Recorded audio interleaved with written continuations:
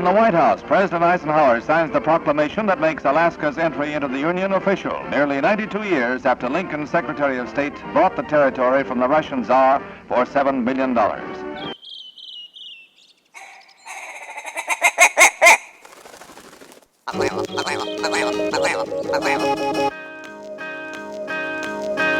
Alaska Wild Project podcast is brought to you by the following sponsors.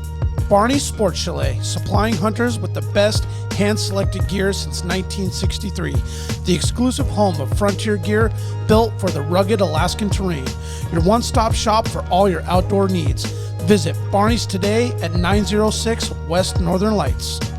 Tailored Restoration 24-hour emergency home services, helping Alaskans restore their dreams since 1972. Services include fire, water, mold, post-emergency cleaning, repair, and remodeling. Give them a call in Anchorage, Eagle River, Matsu, or Fairbanks. Hit them up at tailoredrestorationalaska.com. Total Truck and Alaska Overlander, Alaska's premier supplier for custom automotive accessories and overlanding products, providing all-inclusive rental vehicles and trailers custom outfitted to explore the Alaskan backcountry with a unique and convenient traveling experience. TheTreehouseAK.com, located at 341 Boniface Parkway, Alaska's own and grown cannabis and CBD store. Ask the bud tender what the strain of the day is to get your 10% off. The Treehouse, where the culture lives. AKO Farms, located in Sitka, Alaska, built from the ground up with concentrates as their single motivation, with exclusive products such as their sugar wax, full spectrum diamond sauce carts, and more. Ask your local bud tender about AKO. Marijuana has intoxicating effects and may be habit-forming and addictive. Marijuana impairs concentration, coordination, and judgment. Do not operate a vehicle or machinery under the influence. There are health risks associated with consumption of marijuana. For the use of only by adults 21 and older. Keep out of the reach of children, and marijuana should not be used by women who are pregnant or breastfeeding. The Bait Shack, located on Ship Creek upstream of the bridge. Can't miss the bright red shack. They are the go-to fishing gear rental and guide service on Ship Creek. Tight lines and fish on. Come hook into the action with them. Hit them up at thebaitshackak.com.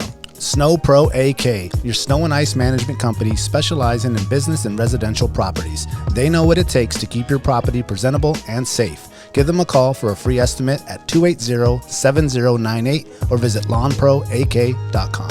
Double Shovel Cider Company, located off of Arctic and 58th, handcrafted Alaskan-made colonial ciders. They also have a tap room downtown on the corner of 5th and E. Stop by today and taste an award-winning cider. The Alaska chapter of Backcountry Hunters and Anglers. BHA is the voice of our Alaskan public lands, waters, and wildlife. Their goal is to uphold our hunting and fishing legacy while keeping our public lands wild. Stand up today and join BHA at backcountryhunters.org.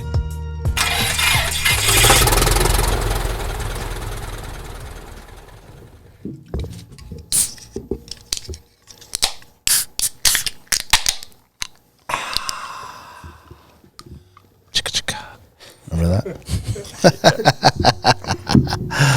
Oh man, Jack, we did it. Hell yeah, dude. We did it. Champs. We got our belt back. The belt's back. Yeah. Well, it was nice doing it together finally. Yeah. Yeah. So we went to Homer for a hockey tournament, and it's been an ongoing rivalry. I used to play on a different hockey team, the Northwest Flyers, before I started playing with Jack on Double Shovel, and we would always meet up in Homer and play the Ash Cup.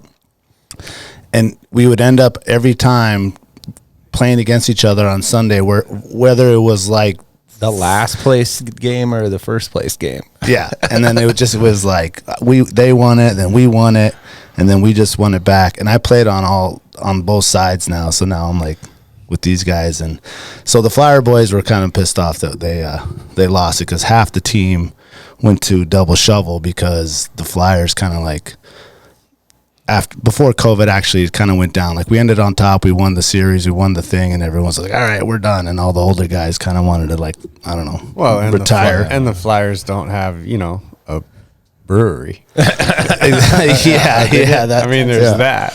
We definitely had the Flyer jerseys. Yeah, no, it was, and we, the Double Shovel team, we always had a good locker room, like the Northwest Flyers, and they had three of their, like, kind of like veteran locker room guys that everyone loved. They were, in their 60s and ready to hang it up anyway. so their team was a little short, and then we got into that Sarvis League. I think that was big. And so we ended up kind of just combining teams, and we still have the best damn locker room. Oh, we had a lot of fun. Oh, dude, too much fun. A lot of fun. Yeah, I heard. I A heard. few of us got kicked out of the Salty Dog. What? Oh, Yeah. I thought Billy was the only one to ever do that. No, you can add a couple more to that What list. what else do you have to do to get kicked out of there? Go behind the bar. Oh, that's what Billy did. 2 times. Yep, that one works. He made it the first time. She didn't get him the first time. She got him the second time. Yeah. And she's like, you're out. And then he's like outside. He didn't want to leave. Of course not. So I was like, I'll just go bring you some beers. And so I ordered like 2 beers, and I like snuck one outside and gave it to him and was hanging out with him outside. And I went back in, and she's like, you drank those already? I was like, nah, I gave them away to my buddies. I'll take 2 more. And then she caught me and she kicked me out. So that was the end of that. But It was a little too rough to go swimming. yeah, That was the game plan. Leave the Salty Dog and go swimming and get out there, and there's like 6-foot waves. I was like, God damn it. yeah, it was beautiful, but really windy. There was some cool dudes surfing though. Oh, right there? Yeah, right on the spit, right on the end, like right where. Just surfing closeouts? It's just, It was a nice Short break It was a closeouts? nice wind break. oh, really? Yeah. There's some wind. I mean, swell. like peeling or like Yeah. just dumping dudes No, on it their was heads? they were good breaks. Guys yeah. going down the line. Yeah. Oh yeah, Oh yeah. Nice. Yeah. No, there was some dudes out there getting it. Yeah, there's a lot of good surfers. But, dude, Liska is gone. I just I saw heard that. about that. I just saw that thing that he sold it to the Crazy Ray. He I sold the thought it Viking. was a joke. I was with Brock. Was going to the Wolverines game with Brock, and Brock was like, "Dude, check out this boat." My buddies asked to tell me he's buying it, and I was like, and he told Brock The he's buying it Viking? for like $100 Yeah. grand, and I was like, well, I think either your buddy's getting a prank played on him, or he's playing a prank on you, because there's no way that boat is like Liska just had that thing built a few years ago, Yeah. and it's not $100,000. No. Maybe the engines. Yeah. And I was like, and I'm pretty sure, like, I just hunted with Liska. And Yeah, you just he was probably went on coming the back. last trip with him. So I was like, I texted Liska. I was like, dude, you sell your boat? And then it was like, I think it was April 1st too. So I was like, haha, It was April 1st. funny. And he's like, no, I'm serious. Living in, like, Mexico? he's like, I'm tired of the cold.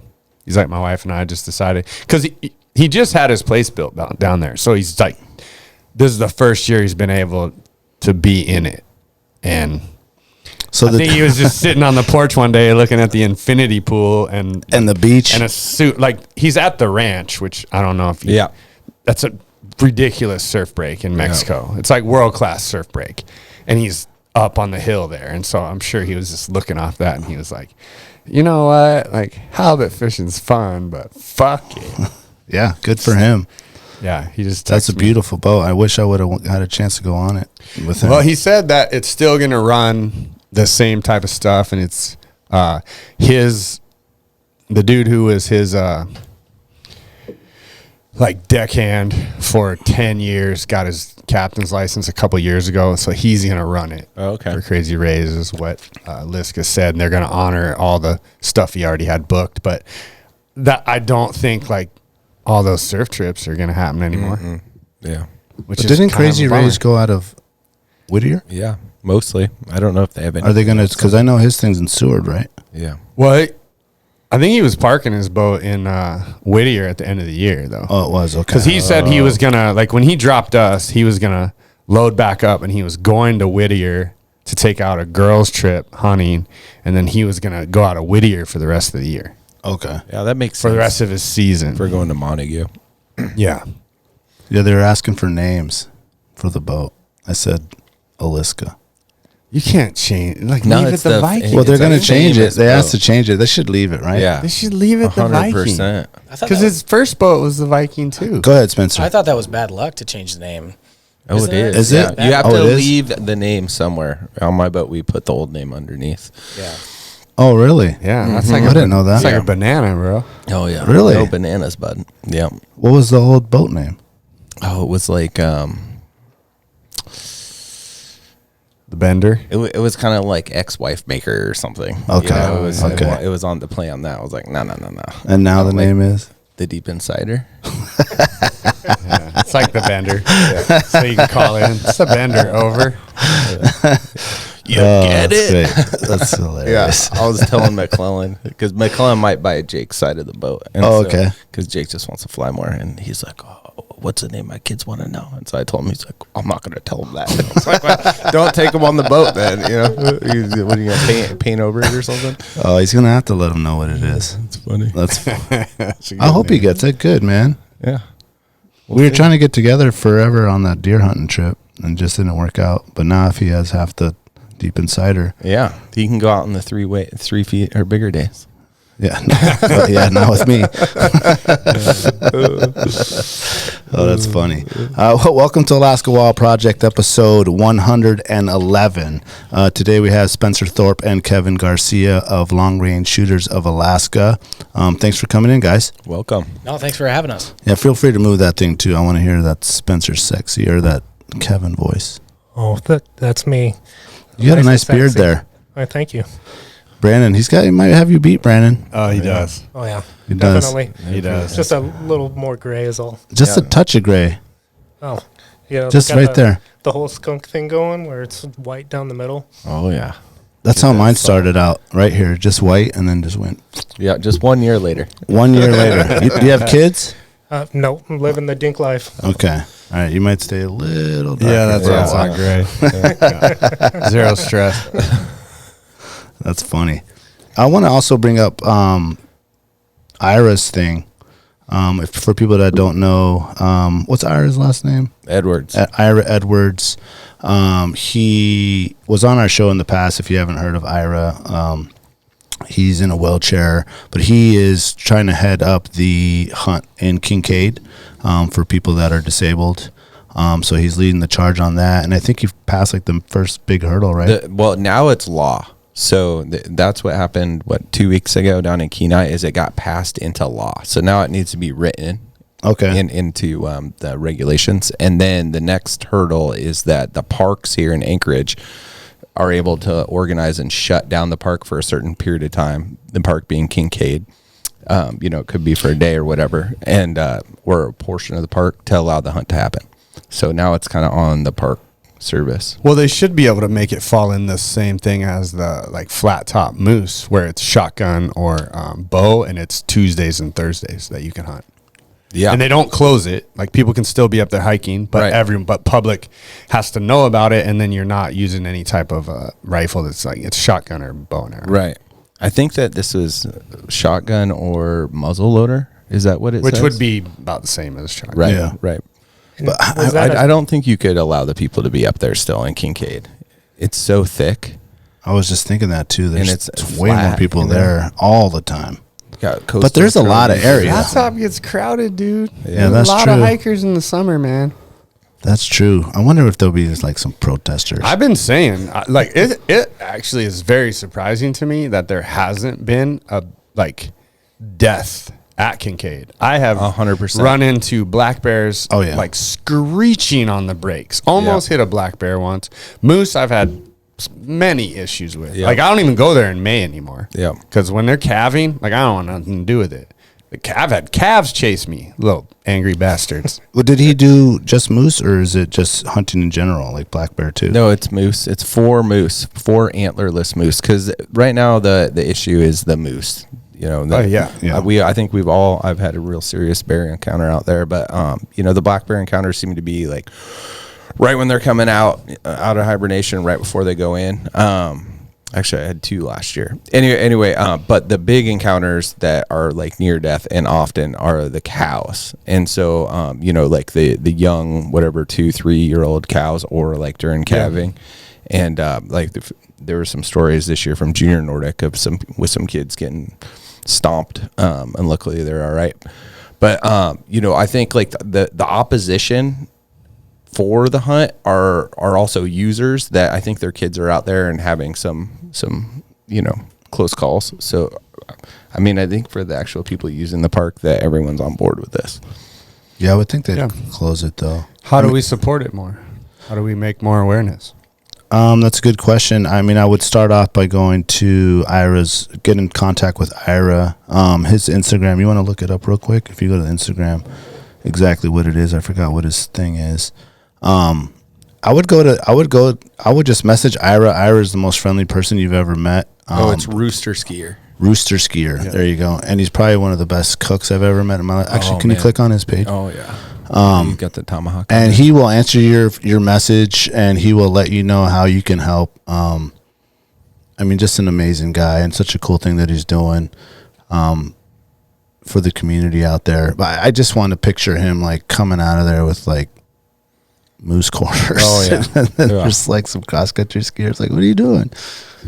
That'd be funny. I'm sure we'll be the ones helping him pack it. I will definitely help him pack it. Yeah.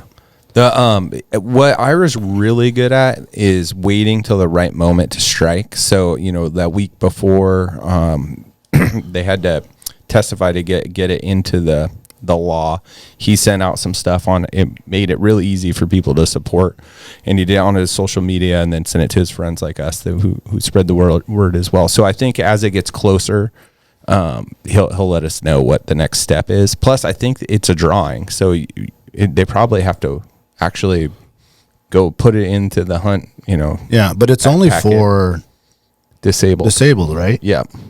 I wonder how many disabled hunters. A lot. Yeah, there's got to be. Like, what would you say? Hundreds? Yeah.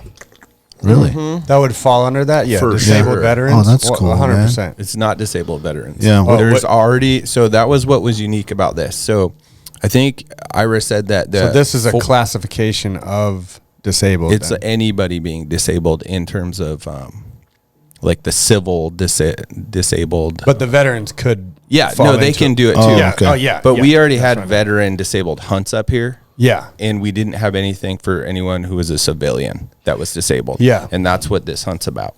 Go ahead, Spencer. You had something. Yeah, sure. So as far as the classification goes, is that going to be somewhere on like the application for your hunting license or your draw tags or anything like that? Or is that how they're going to be tracking it? I think it's going to be, there's going to be like a definition in the supplement, right. On that right side. It's like this hunt is for this, and it'll be a sentence in there, I believe. Right, but then like if you were out there, right, and how do you prove? I get it. How do you prove it? There's certain aspects of it, but I would assume that they would want to track. Like you do fall into that category if you're out there. Yeah, if you had a plate or something. License plate. Something to that effect. I mean, I would just hope that no one would try and take advantage of that. Yeah, I get what you're saying. Like, how do you? You're worried about some kind of scam shit going on? Not necessarily like scam, but like or someone lying, or someone doing some tricks, some trickery.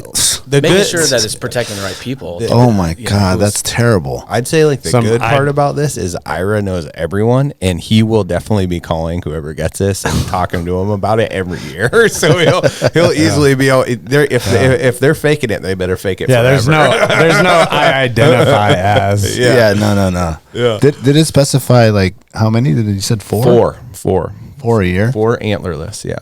Oh man, that's good. Yeah. Well, you should go for that black bear too, man. That's scary. Yeah, I agree on the black bear thing. What do you guys think about that?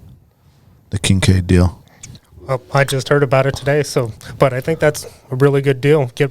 Get some of the moose out of there, and I mean, I do morning walks almost every day. I mean, this morning I almost got run over by a moose and scared it out of its bed. So I know there's a lot of moose down in Kincaid, and they get pretty sketchy. Yeah. Yeah. You're always on your guard looking what's going on. And there's a lot of like field trips and kids out there and like older people walking dog. I mean, it's really busy, like really busy. I mean, it's a brilliant idea because like it's very accessible too. Yep. Yeah. I mean, you have massive trails. I mean, if you're set up like Thacker is, yeah, okay. His machine, like that thing could go anywhere back there. You know what I mean? Oh, would they allow that? I think it's going to be motorless. Motorless. Yeah, like. Well, I would hope. But then how does that? I mean, I've seen dudes back there on e-bikes. You better allow. I know, but if you're handicap motorized, wheelchair back there for sure. Right. I guess there's a lot to think about. We need more deets on that part. Maybe not a wheeler, but a motorized wheelchair for sure. Yeah, like able to go down the main trails. Yeah, Thacker's got that. They're made out of like Cooper Landing or Kenai or something, the company that he kind of like works with, and it's just a tracked. It's a tracked wheelchair basically. He fishes in them, like you can drive them across streams, and it's awesome. Like it's so awesome. Yeah. Well, we'll ask him when he comes in. I bet he's going to come in here with that thing. Oh yeah. If they don't allow it, I will happily push someone wherever they need to go. No shit. The other Absolutely. The other reason they need to do it is, I think people that don't use the trails in the winter don't realize that, like on these big snow years, all the more moose kind of get forced onto the trail. And it's so it's not like, I'm looking up there, it says, oh, there's 1,400 acres, but really in the wintertime, it's just the trails that you see the moose on there. If they are bedded, they're bedded 5 or 10 yards off that trail, and they get right back on the trail to move anywhere. Yeah, and it'll be antlerless, so it's probably gonna be that later. Like it's gonna be crispy, October. It says October right there. So it's just cows. That's cool. Got voted 7-0. Yeah. And then it says shotgun, archery, or crossbow. Okay, yeah. So it'll be the same as up at Upper flat top. Yeah, upper hub. No long range, boys. Yeah, which makes sense. You want somebody shooting a 300 Win Mag in the middle of town. Oh man, pretty cool. Good job, Ira. Yeah, good job on that, Ira, for sure. That's awesome, for sure. A couple events that are coming up. SCI Banquet. I heard there's only like 50 tickets left. If you haven't got your thing to that, that is the 22nd. 22nd. And the 21st, they do it. There's like a veteran night. Yep. We went to the Veterans Night last year. I haven't been to it yet, so yeah, I'm excited for this one. It'll be way more mellow. We will be at the SCI Banquet doing a podcast there. We will be in the main area there where they're going to have the banquet, so come by, say hello, and we'll be talking to some of the people over there on what they got going on, and it'd be nice to be a part of that whole entire event. So hopefully we see you guys there. And then pretty soon also is the Bait Shack's Derby, the King Derby that he does, and it's pretty much sounds like the only place you can get a king this year, unfortunately, but fortunate for him. That or saltwater, basically, right? Yeah. Very sad only. That's what brought me up here. The king fishing? Well, in 2010, 2011 sometime, my dad brought me up fishing and did some back trolling on the Kenai. Me, my dad, and my uncle, we all three caught kings that day. Caught a 50-pound king, and man, my heart never left. Yeah. As soon as I could, I moved up here. Oh, that's awesome. That's it. So is the reason that they are allowed Ship Creek to still be open is because it's all hatchery? Is that what the deal is? Yeah. How come the Deshka didn't fit into that? Because the Deshka has both, right? Yeah. Yeah, I don't know. That's interesting. But I mean, the Kasilov has both, and I think they shut Kasilov down too, right? Yeah. Right. I heard it was all cook and lit. So I think it's just numbers, even with it combined, like the numbers still not reaching an escapement. So it's got to be that. Yeah. And Ship Creek they reach their number. They probably don't have a huge number.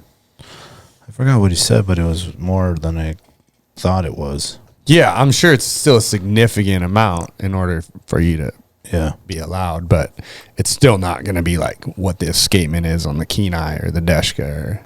It's so we have this entire place, and it's like, well, you can get one in Anchorage. Yeah. Right downtown by the port. You can get a beer afterwards. Yeah. Oh, that's funny. But check out those events, and we'll love to see you guys down at the SCI thing. You got the backcountry hunters and anglers this Friday. Yep, the show will already be out though. Oh, by then we're kind of 2 weeks ahead. But they did have the other one that they are doing at. I think that's in Juneau. That's in Juneau? Auk Bay, when they're doing the Southeast Moose. Oh, that one is in Juneau. Yeah, Auk Bay. Okay. Well, that's cool that they're doing something down there. Actually, pull that up, Jack. If you go to our Instagram. Yeah, I think they have a moose biologist. If you go home, and then go to our home. Yeah, just press the home button. I think that's ours. Ira's got a nice beard, too. Oh, Ira's got a great beard. And then go there and go to our story. I think I shared it today. Yeah, click on that. Yeah, there it is. Yeah. April 25th at 6 p.m. Oh, if you go back and click it, Forbidden Peak Brewery. Forbidden Peak Brewery. But it doesn't say, oh yeah, Southeast with special guests, but it doesn't say where it is. Like Juneau? Forbidden Peak Brewery, I believe, is in Auk Bay, though. And that's Juneau. That's how I knew that. Okay. You might want to put that on there, huh? I mean, I could be wrong, but Yeah. Forbidden Southeast Alaska with the... I've definitely never heard of that brewery. So, sounds rad, no? Well, that's cool that they're going down to the Southeast and doing that for those people, for those guys down there. That's great. Yeah, they got a lot of hunters. Yeah, it's in Juneau. It shows it like right next to the University of Alaska Southeast. On moose and Southeast. You don't really think about too much moose down there, right? No. Right? You don't associate Southeast with like moose hunting. It's all deer and bears. Right. And Yeah. fishing. And fishing, yeah. Oh, well, there gotta be some down there making their way, I guess. Yeah. Cougars coming up. I saw on your page, Kevin, you posted something about the Blood Origins podcast. There on that one, were they talking about Alaska on that one? Yeah, I think they had a couple of people that. Which one was this? They had some lawmakers from Alaska because Blood Origins. They try to get the information out about hunting and how get hunters involved and show what the issues are. And they had said they put out some misinformation. So some Alaska lawmakers got into contact with them and went on their podcast and set the record straight. Oh, Blood Origins put out some misinformation and he brought in the people to fix it. Yeah. Oh, that's good. Okay. This was a while back, but yeah, that's good to know. That's a really good podcast too. You guys listen if you haven't checked out Blood Origins. They do a really, really good job. The one on the sheep one was really good, where he said he had the guy from the Wild Sheep Foundation on there, talking about I forgot what the title was, like sheep hunting's only for rich dudes or something like that. Yeah. Well, yeah, Robbie does a really good job of just trying to switch the portrayal of hunting from just like bloody pictures, and like he's very against that, and he's very like he just realizes that the community is very divided, you know. Yeah. It's like we're eating our own, and it's kind of, we're such a minority, like we can't afford to do that because anti-hunter movements have a lot of people. Yeah. And so he really preaches that, and he really preaches the whole like consequence. Like no matter what you think about it, no matter what your views are, you can't remove the fact that all these animals have value. And so there's a consequence. So if you just ban hunting in Africa, like it's very much more magnified in Africa, right? Because you have like those animals are going to get killed for money. So either a rich dentist or doctor pays $400,000 to go shoot a lion, or you ban hunting and then poachers are just going to kill them all, and you're not going to have any money in the community to help with conservation. So yeah. And that's just Africa. That Wild Sheep Foundation, they have their podcast. They had I think it was Shane Mahoney. He has the North American model where they did a big study and they went over the figures for what hunters provide conservation-wise and how our current infrastructure, we wouldn't be able to feed all of the people that hunt if hunting was banned. And it was very interesting. So if you get a chance, I would suggest looking up the North American model. I think it was Shane Mahoney. Yeah, it was. He's done a lot of really good work in that. His study showing that how much meat is actually provided by hunters in America by sharing and just their meat for their families alone. Yeah, it would impact dramatically. I mean, I was raised on wild game. I mean, except for a few cattle that we would buy and board ourselves and slaughter, but we never really went to the market and bought red meat anyway. I mean, You weren't getting the Costco 4-pack? I mean, the Costco 4-pack of chicken.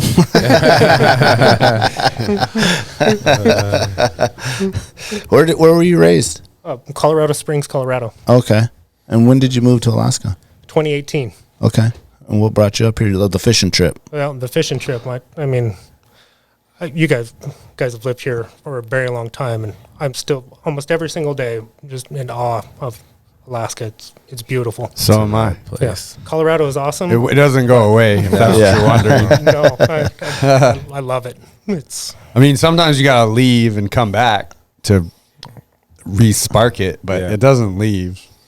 I know someone was having a conversation. Who was talking about it? Some family members, and they're like, well, where would you want to go? Or where would you want to live? Coworkers yesterday. And they're like, well, where, if you could pick anywhere, and they're like well-traveled people, and they're naming like Colorado and Idaho and this place and that place. And they're like, what about you? I was like, right here. I wouldn't want to live anywhere else. That's right. It's funny that most people, they generally pick a place that they think is similar, but like a little less winter. Yeah, is what they kind of like. No one's like Arizona. Yeah, no, you know what I mean? Like Colorado. But they're just Idaho. like, and then if they were to go to Idaho, they'd be like, "Ah, man, it's still cold, and then it's super hot in summer, and then the mountains aren't the same, and there's no ocean." Like they would realize that there's no fishing. Yeah, you there's wind no up hunting. you wind up back here, unless you want to like live in a city. Yeah. I mean, this it's hard to beat this place. Oh, it is. Yeah, 100%. When we were driving back from Homer after the tournament, so we had CJ in the car, and it was kind of like driving with the 10-year-old that had never been in Alaska. It was like every turn, it was like, oh, check out that mountain. Oh, you see this pass? Look at those colors. And I was like, really appreciate it. You know, we spend time with the little 6-year-olds, and they're always pointing out the cool stuff. And here's this adult that's exactly our age that I've been on the same trip with 10 times for just hockey. And just how much enjoyment he got out of the drive, and it was wonderful. Yeah. Oh, it was so beautiful too, man. Spencer, how about you? Where were you raised? I've been kind of all over the place. My dad was a salesman, so we Kirby. What was it? No, higher end, for a larger company. So, born in Grand Rapids, Michigan. Okay. And moved to California for 14 years. Then moved all the way to the other side in New England. Lived in New Hampshire for the remainder until I joined the Air Force, and then that took me to Colorado Springs, where I met Kevin. So okay. He actually beat me out here by 1 year. So I got stationed out here in 2019. So he beat me out here in 2018.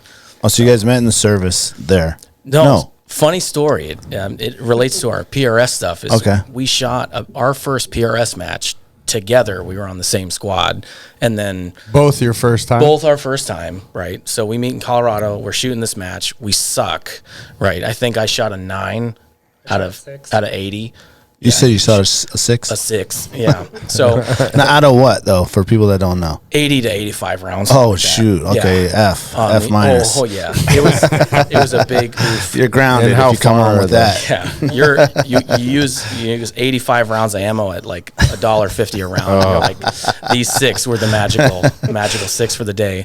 But we met on that first PRS match, and then we shoot a couple matches here and there, only meet once a month kind of thing. And then IPCS up here in 2019, and I'm at Birchwood Shooting Range, and I'm zeroing a rifle, and then I see Kevin. I don't recognize him, and he didn't have the beard, so I'm completely unrecognizable.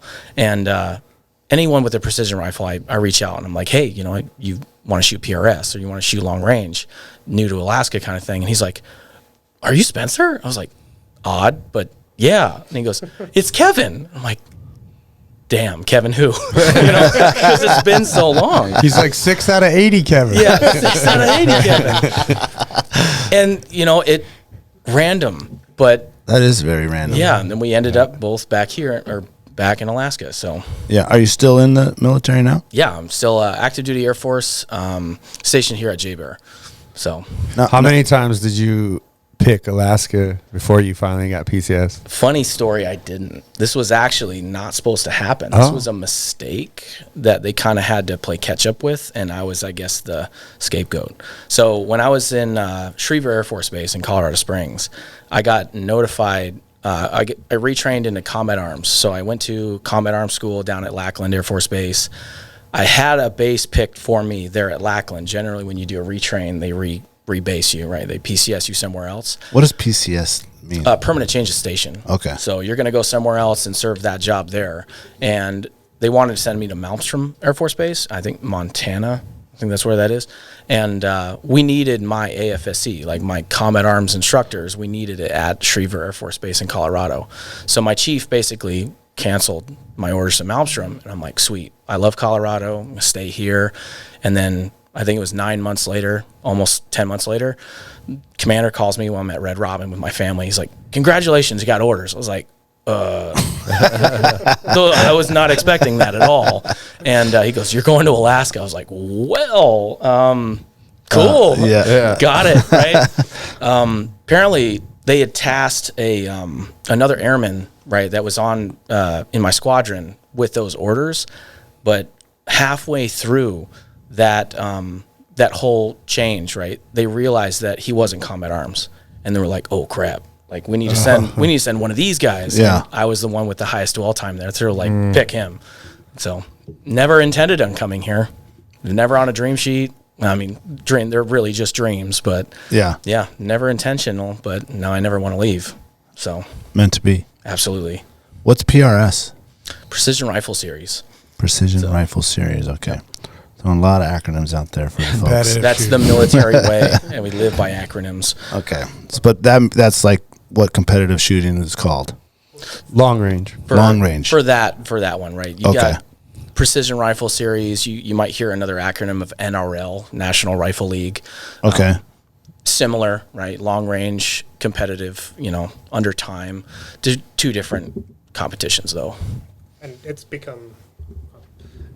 PRS has become kind of like Kleenex. So you see somebody at the range with one of these rifles, you're like, oh, that's a PRS rifle, even though there are different kind of shooting disciplines within PRS. So, but Precision Rifle Series, they kind of started the whole thing. So instead of saying tissue now, you say PRS. They're kind of the biggest, right? Yeah. Yeah. And do we have a PRS league up here? Yeah, you're looking at them. You guys? You're the Range league? Shooters of Alaska. It's not really a league, but they have different like areas within the PRS. So we're in the northwest region Of Alaska or United States? United States. Okay. So we have Alaska, Washington, Idaho, and then a couple other states that don't really matter. Okay. Oregon. Yeah. Are you the only two Alaskans? No, we have a decent group of guys that come out and shoot, guys and girls. I think last year we averaged about 17 to 20 shooters per match.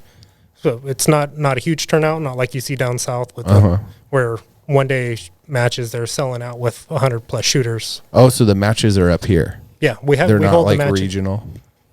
No, we hold them in Talkeetna. Oh, you do. Okay. Yeah. Sweet. And then do you got like, is there like a score system where you then qualify for like a regional tournament and then go against the rest of the Northwest? We're working on that up here because in order for a match to qualify for the regional series, so they do have like a regional finale, you have to have a minimum of 25 shooters and have a qualified match. So with us being a little bit detached, and it makes it difficult to travel to go to other qualifiers, trying to get an exception so we can have a qualifier with fewer than required. That way we can send some of our shooters to the finale. What's a qualified shooter? The match is a qualifier. Okay, So- just being at one match would. Well, it's got to have enough numbers. What he's saying is there's got to be 25 entries in the division that you're trying to qualify, right? Just 25 shooters total for the year? for the match, for the qualifier. Oh, okay. I see. But you have to get your qualifier accepted by PRS in order for it to be a qualifier. Yeah. How many are you averaging at a match now? Between 17 and 20 shooters. So we're, just short. we're right there. I mean, Yeah, man, they got to write a letter. We only got 750,000 people in the damn state. right? We're trying to. Yeah.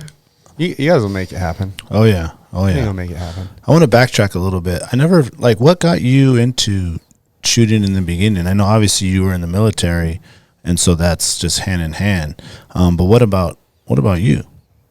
Well, my dad took me turkey hunting when I was super young, and I want to say I don't even think I was big enough to hold the shotgun up, but we didn't find any turkeys, but he let me shoot a bottle with the shotgun, and ever since then I was hooked. It's probably the last time I shot a shotgun, but yeah, I just love shooting. Yeah, and bought a PRS gun without knowing what it was. Went out to the range, and they're like, "Hey, this range goes out to 1,000 yards." Oh, awesome! How do you do that? Yeah, let me try that. Oh, okay, got it. That's awesome.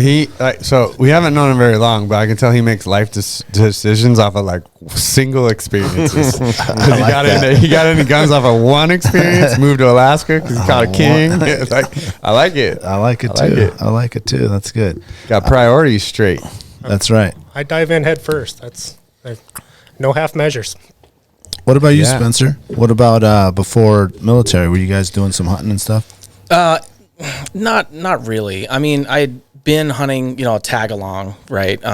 Parents, my father and grandfather would take me, we never were successful. So there was a lot of like, let's go out in the woods and walk around and sit here for hours and hours and hours. Yeah. As a kid, you can really be like, this is fun or this sucks. And then you can kind of either follow in that and keep doing it until you're successful and then, or not, or it drops off. Luckily for me, I've been always interested in firearms.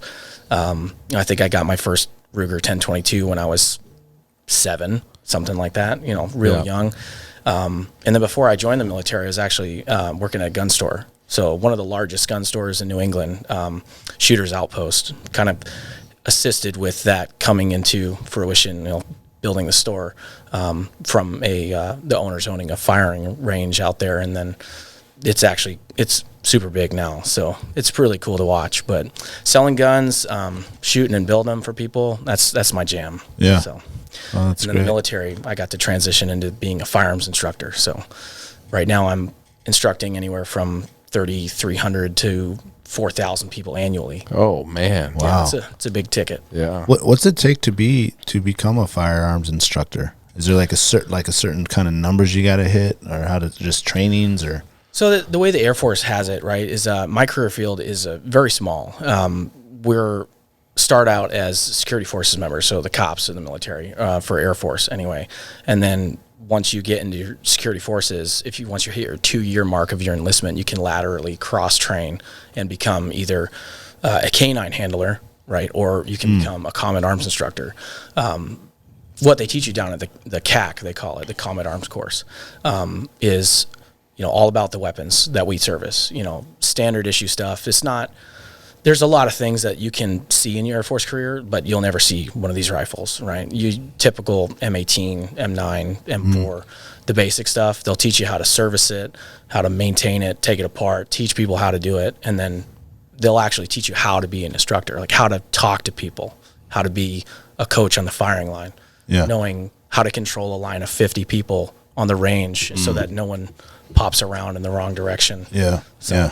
That's kind of a crazy why. For what? A crazy road you could have took. Yeah. It's like you can go firearms or what? Canine? Canine. Are you a cat guy? Back in it's like I'm allergic to dogs, so I went instructor. I went left. No, both career fields are awesome. It's funny though. It is kind of like little Family Feud, firefighter cop kind of thing. Versus canine or CATM. I say combat arms. Another acronym for it that people might notice is CATM, CATM. Combat Arms Training and Maintenance.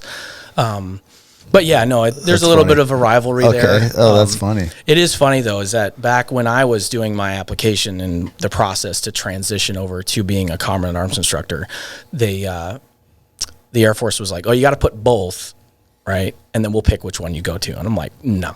I'm going to do this one. I'm going to submit one." And my buddy did that, and he listened to him. He was like, "No, they told me I had to put both." And they got in, they gave him canine. So he's out there learning the dog, and he's like, "I wanted to be a firearms instructor." So he was stuck with that. So. Oh man. He's like, now I'm cleaning up poop. I wanted to clean up brass, now I'm cleaning up dog shit. 100% exactly what you think. That's you have hilarious. to do that. The kennels are a giant concrete facility. Oh yeah, you don't start off holding the dog. You start off cleaning the shit. I'm sure. I'd much rather be picking up brass. Yeah, and the best part about that too is that, like, about my job is I'm always picking up brass, right? So we just make the shooters do it because and they're like, why aren't you helping? I was like, too much lead exposure. I do this every day. You got to do it. You're only here once a year. I've picked up my quota already. I developed an allergy. Well, we're going to take a quick break, and I want to get into these badass rifles you guys have up here. Anyone that's just listening to the show, we're at like 45 minutes. If you want to switch over to YouTube to like just watch this section so that people can kind of see what we're talking about here. We'll try to describe it as well as we can in audio, but we do have a YouTube version if you want to get on there and get to the 45th minute, maybe between 45 and 50th minute, and so you can look at the guns. But we will be right back.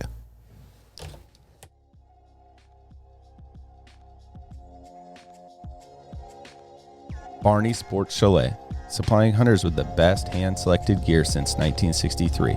Barney specializes in supplying hunters with the absolute best Alaskan-proven gear on the market for some of nature's most rugged and demanding terrain. Whether you're headed to the remote volcanic islands of the Alaska Peninsula in search of a brown bear, or the shale-infested glacial valleys of the Brooks Range for Dall sheep, it is critical you choose the right gear for your dream hunt. Don't miss Barney's exclusive brand, Frontier Gear of Alaska, tested from the high mountains of Tajikistan to the extreme conditions of Alaska. These products were designed for high performance and durability. Frontier Gear was derived from decades of experience hunting big game in Alaska. Paired with other top brands, it provides you the absolute best gear selection anywhere in the world. Stop in at Barney Sports Chalet in Anchorage on Northern Lights, or check out their custom website and reference tool at barneysports.com. The Alaska chapter of Backcountry Hunters and Anglers. BHA is the voice of our Alaska public lands, waters, and wildlife. From national level policy work to engagement with boots on the ground projects from Kotzebue to Ketchikan, BHA performs public land cleanups, hunting and fishing clinics, and community education to help take your game to the next level. BHA's community-minded goal is to uphold our hunting and fishing legacy while keeping wildlands wild and fostering the next generation of sportsmen and women for years to come. Make sure to follow BHA Alaska for upcoming events, local brewery pint nights, and more. Stand up for Alaska public lands and waters by supporting the Alaska chapter of Backcountry Hunters and Anglers. Join us today at backcountryhunters.org. The Treehouse AK, your one-stop dispensary located at 341 Boniface Parkway. Be sure to ask the bud tender about their deal of the day, because honestly, there's always something good on deck. And guys, listen, this is where the culture lives. At the Treehouse, their dedication to servicing consumers has been developed through a lifetime of involvement in the cannabis culture. They're committed to providing the highest quality products at whatever value your budget affords, while always maintaining the deep-rooted principles that have carried them this far. Their focus is on relationships over transactions, and you can always depend on them to treat you with the respect you deserve. Hit them up at thetreehouseak.com, and remember, you must be 21 years of age to enter their store. All right, we're back. Kevin, earlier, I think it was while we were recording, maybe actually it was before we were recording, you brought up the word safety and how that is probably the top priority for your guys' group. But you mentioned another thing that was interesting, that you said that one of the other main reasons is because the light that's shown on guns and shooting and hunting, whereas you want to let people know about the safety, but also there's like a stigma there, right? Yeah, definitely. I mean, anything to do with firearms, you're automatically categorized. But the truth is, this is our passion. This is what we do, and when we do it, we want to do it safely. We want everybody to come out and have a good time. We want everybody to go home the way they showed up, maybe a little bit more tired and with a smile on their face. I mean, when we're out there, we have very, very strict rules. We're more strict than the ranges that we shoot on most of the time, because it only takes one incident and somebody is losing a friend or a family member. It's not worth it. For us, you can go out and you can have a great time, but you can also be safe doing it.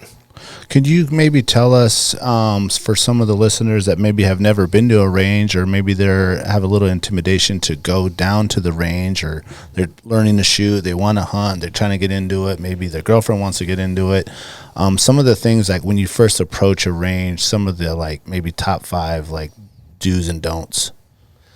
Well, one of the main do's, I know it's a little bit intimidating to walk up to somebody and ask them, like, what should I do? But that you'll find that in the firearms industry, most everybody is very, very welcoming, very open.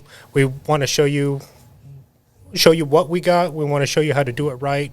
We want to show you how to do it safely, because if you're going to the range and we're shooting next to each other, it benefits me and you to both be shooting safely. So that's the top 5 things. I think Spencer could speak to this better because he teaches a lot of people. Okay. But let's get that instructor voice out here. Okay. So, I mean, in terms of like a amateur, somebody who's just coming on. It's like the first time to the range. First time to the range, new gun, they bought it for protection or whatever, right? Treat all guns as if they're loaded, right? So pretend in every avenue of your mind, that is that going to go off? Or let's pretend there's ammo in it. What do I want to do? I don't want to point it at anybody. So if I'm pretending it's loaded, even though it's not, right, should be acting safely with the weapon at all times, right? And then that leads into like number 2, right, is always point at something you don't intend to shoot or destroy, right? So these right here, we muzzled down at the wall and then making sure that if something were to happen, they're not going to go off or anything like that. Now, they got checked before they came in here, obviously. But when you're on the range, and you're dealing with live ammunition, you got to make sure that no matter what you're doing, a slip in the mind is easy. You could inadvertently chamber a round, especially if you're new. But if that were to go off, where's it going? Yeah. I teach my shooters, we teach them level and downrange. Even though the ceilings, the walls, the floor, they're all bulletproof, right? Bullet resistant. If it goes off. Level meaning pointing. Level meaning, muzzle pointed down where it's supposed to go. Yeah. Okay. So, second one would be that. Third, don't be afraid to ask questions, like Kevin was getting onto. Yeah. If you don't know how your gun operates, it's kind of a failure on you before you go in out there. You should be doing research on your own stuff before you go out and attempt to use it in a public setting. But know how to clear it out. Know your gear, and be proficient with what you have. So that would be the third one. Man, 2 more. Well, before you get to I'll let you think about those. Sure. So when you go to the range, let's say you go down to Rabbit Creek or whatever here, and there's the main guy there, talking to, I don't want to say what's his RSO. Is he there? Obviously, he's there for the safety of everyone there. But could you ask him a question and he could come and Absolutely. be like, "Hey, what's going on here? This thing isn't working right." Absolutely. He's allowed to help you out. Sure. Okay. Yeah. That's his job. Okay. So that's obviously one good point of contact there, where you can be like, "Hey, I'm unsure for whatever reason, or something happened and you're unsure what happened with your gun or your handgun or whatever." You could actually ask him. Versus who knows who the dude next to you is. Yeah, if you don't know how to clear a jam or something. Yeah. 100%. You absolutely should ask him. I'd definitely ask the RO. I wouldn't trust the person next to you unless you know them, because RSOs, when they go through training, it's usually death by PowerPoint, but it's a full day long, and you'll go over multiple different firearms and how to clear malfunctions, how they operate, what the actions are, etc. So definitely talk to the RO. They're going to be very helpful. Range officer? Range safety officer. Range safety officer? Okay. RO, RSO, they're synonymous, but range safety officer, range officer. Got it.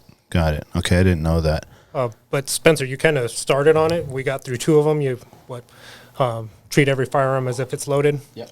And never point at anything you're not willing to destroy. Know your target and what's beyond it, and keep your finger off the trigger till you're ready to shoot. 4 rules of firearm safety. Everybody should know. If you have a firearm, know those 4 rules, and if you follow them, there should never be an incident. Great. Well said. That's good to know. Well, walk us through what you guys have on the table here. I mean, you got some. First of all, I mean, this thing. let's just start with the one that's nearest me, nearest to me. You let me hold that thing, and it's like 5 times as heavy as I thought my dad's rifle that I hunt with, the old wood 30-06 Remington 700, is heavy with the scope, but this thing is like 4 times as heavy. You're not climbing with this thing. No. This is from the truck to the range, back to the truck, back to the safe. Pretty much, yeah. Okay. It's 20, in its current configuration, about 24, 25 pounds, right in that range. And it shoots a 6mm Creedmoor, which is a 6.5 neck down to 6mm, or a lot of people might know it as a 243. It's very similar, same diameter bullet. I guess we can start with the heart of the rifle. It's an impact action. And then it's got a Bix & Andy Tac Sport Pro trigger. It's a 2-stage trigger. First stage is set around about a pound. Second stage is around 8 ounces. So very light trigger. Why would you have 2 stages in the trigger?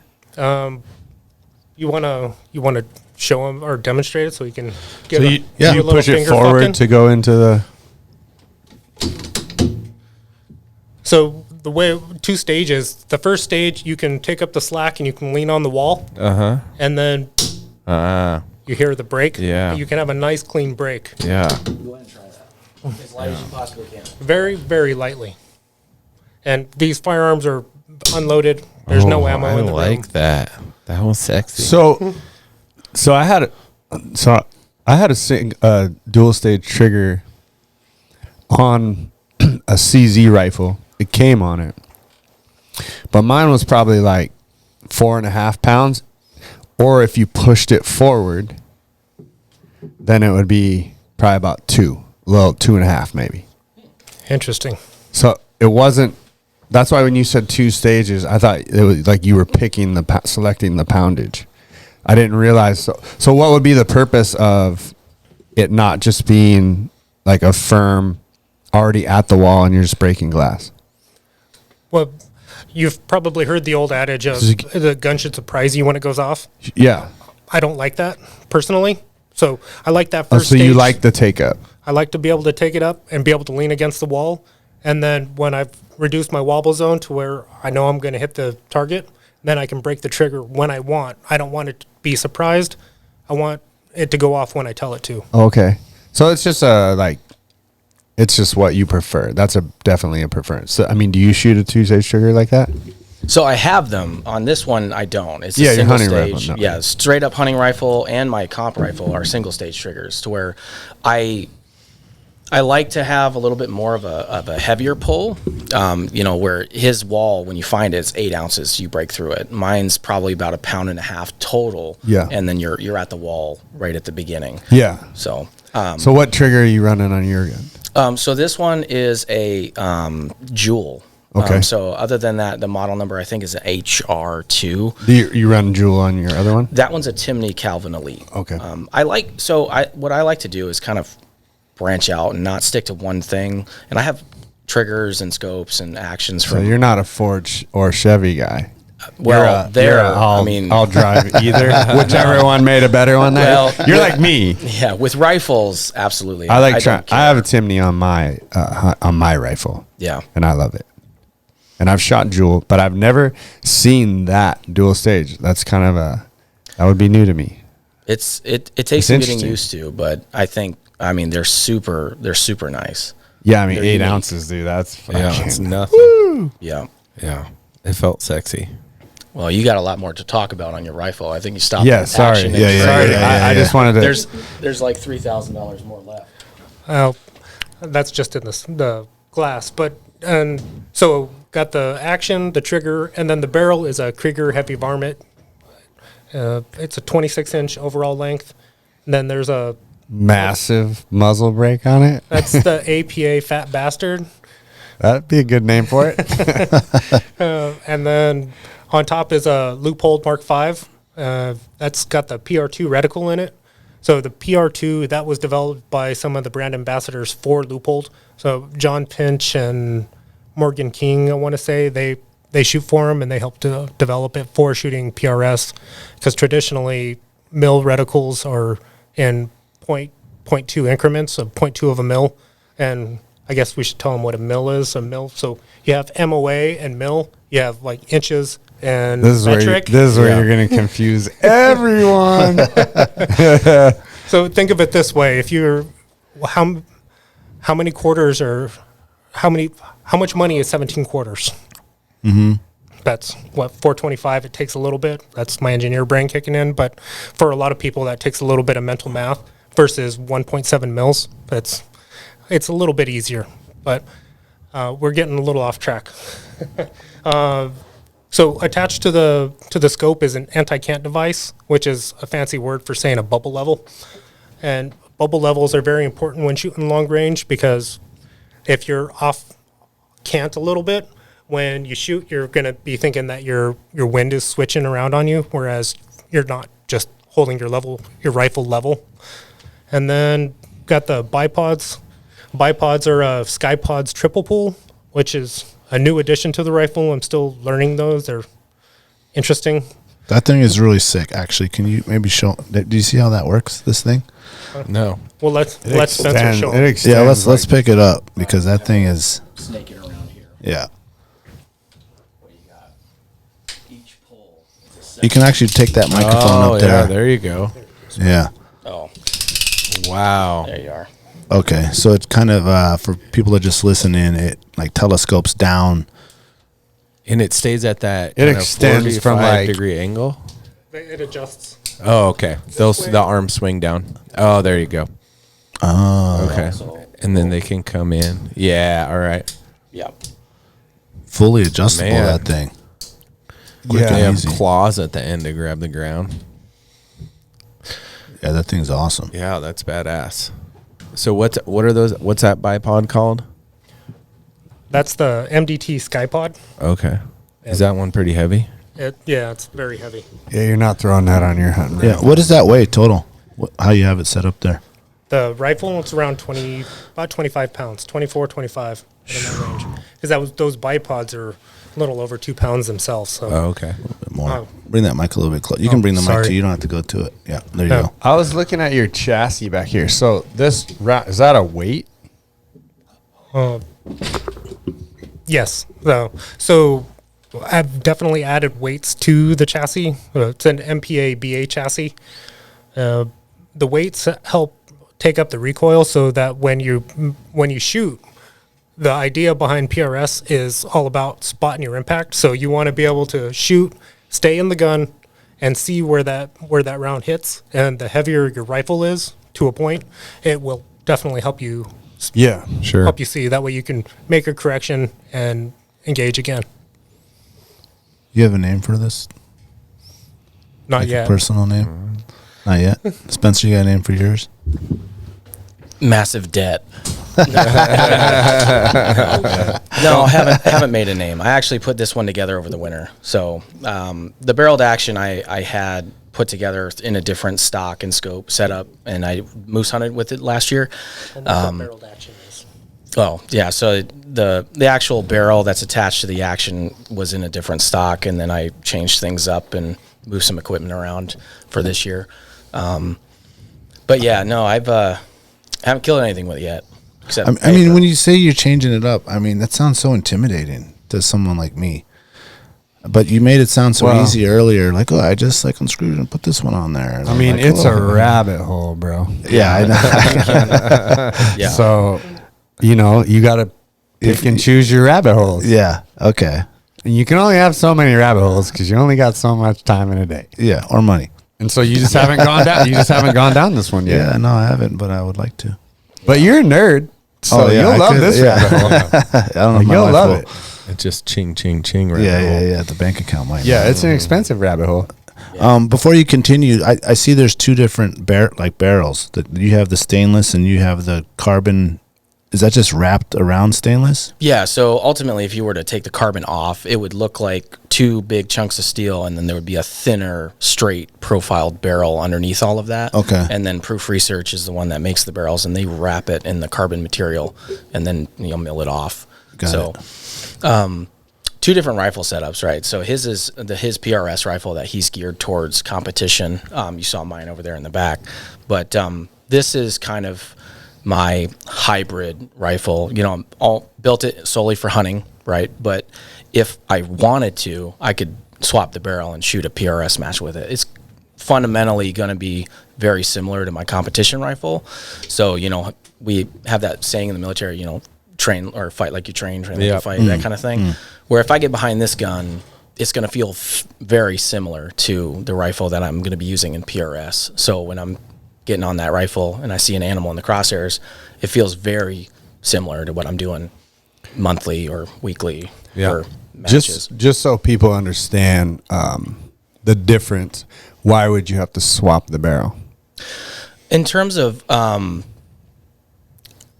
guess you could say cost effectiveness, right? So actions these days, and that's your receiver, right, where your bolt is inside of that.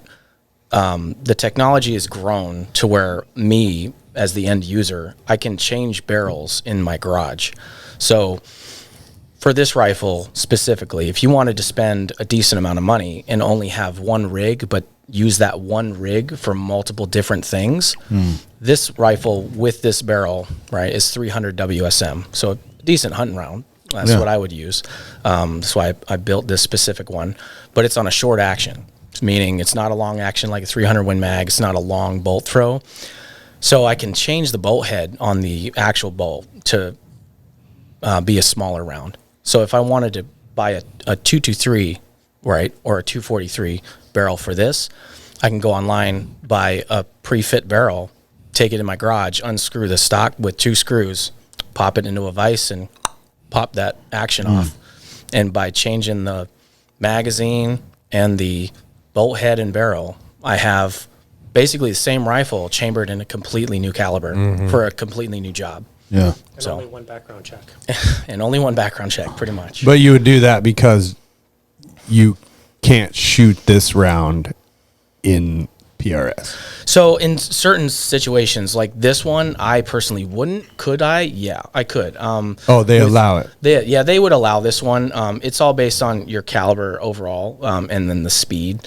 So this one I think would be legal, but I wouldn't recommend this caliber for it. You were saying earlier when we weren't on the air, just so people know, like this would be like, what was that speed that they don't want you over? 3,000? Anything over 3,200. 3,200. Yeah, and that's mainly just for the longevity of the steel, because usually small and fast is what kills steel. And anything above that speed tends to dent, and then when you're denting AR-500, then you cause potential ricochets back, and then it's not going to, you know, it's going to wear the steel out a lot more. Yeah, targets. Yeah. Definitely. So when you guys are shooting competition, what is the size of the steel you're shooting and the ranges that you shoot at in the competition? So for PRS and the range that we have, we're at the 1,000-yard range in Upper Susitna. You're not allowed to shoot anywhere from 300 and in. So we have targets ranging from 300 to 1,000. And what we target is not necessarily a particular size per se. It's more like an MOA. So rule of thumb is 1 inch at 100 yards is 1 MOA. 1 MOA at 200 yards is 2 inches, etc. So we try to be in the 2 MOA range.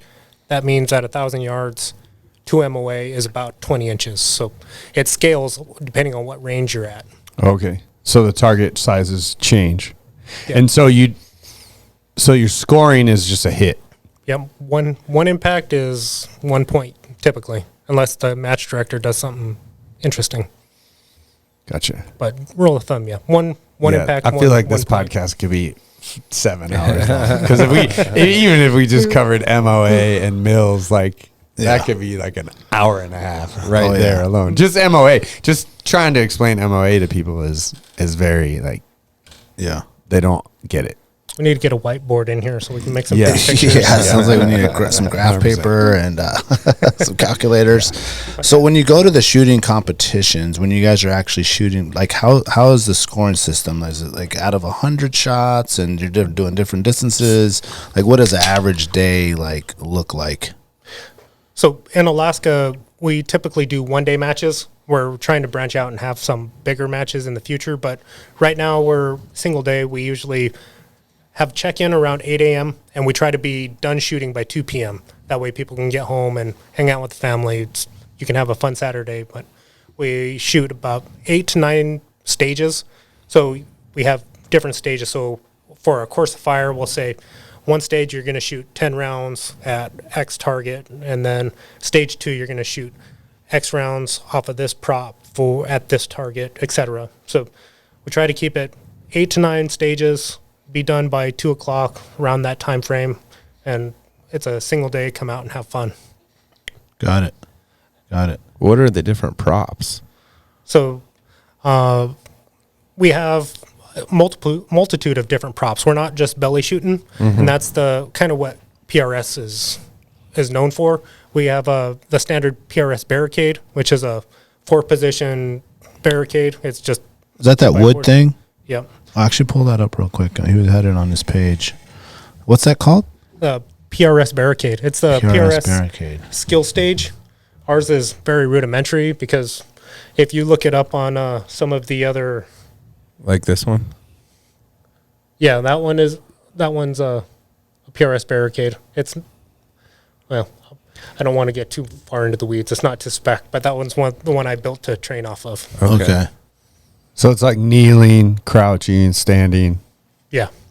So, and the PRS skill stage is one that we have at every match. It's an 8-round stage, 2 rounds from each position, and it's a 10-inch plate at 400 yards. Okay. There are the fastest I think a pro has shot it in competition is around 36 seconds. Oh, So it's timed and accuracy. Yeah, and that one is typically our tiebreaker. So Okay. Spencer and I end up with the same amount of points at the end of the match. Whoever shot that stage faster wins the match. Oh, got it. I guess I have another question about is every gun a bolt gun? Does anyone run gas guns? We do have gas guns.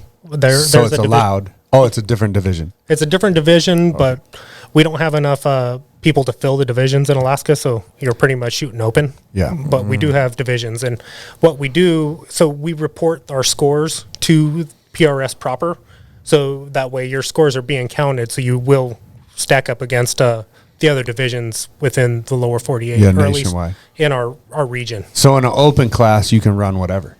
Yeah, it's whatever, as long as it fits within the speed limit, and the speed limit is about all it is. There's not a grain limit. No. Well, and for our club, we typically say no magnum calibers Yeah. because it's Steel's expensive. yeah. Has any been looked into like an optical sensor that judges like where on the steel you hit? You know, because it doesn't matter where you hit on the steel right now, right? As long as you hit the plate. Mm-hmm. But they have all this stuff like in soccer now. It seems like you could have some sort of optical sensor that knows where it hit, and then you get more points for hitting the middle of a 10-inch like a target within a target. Yeah, instead Yeah, of it's not set up like an archery target where you have different score. right. And that's F class. So we do have some guys that shoot F class up here. They're the Alaska Rifle Club, but that's all belly shooting. They have a 600 and 1,000, and they're shooting paper, but they have an optical setup. So when you shoot, it shows where that round went through the target. Can you explain gas? Did you say gas gun? Just not a bolt, so it's semi-automatic. Oh, it just does it on its own. Yeah. Yeah. Like a AR. Okay. Gotcha. And that uses like the gas release from the gun, right? Yeah, to to chamber drive the it, next round. Yeah. So, explain the position setup. I mean, prone is on the floor, right? On the ground. Yeah, that's your belly. Okay, belly. And then what are the other ones? So then where that rifle is sitting right now, that would be a kneeling position.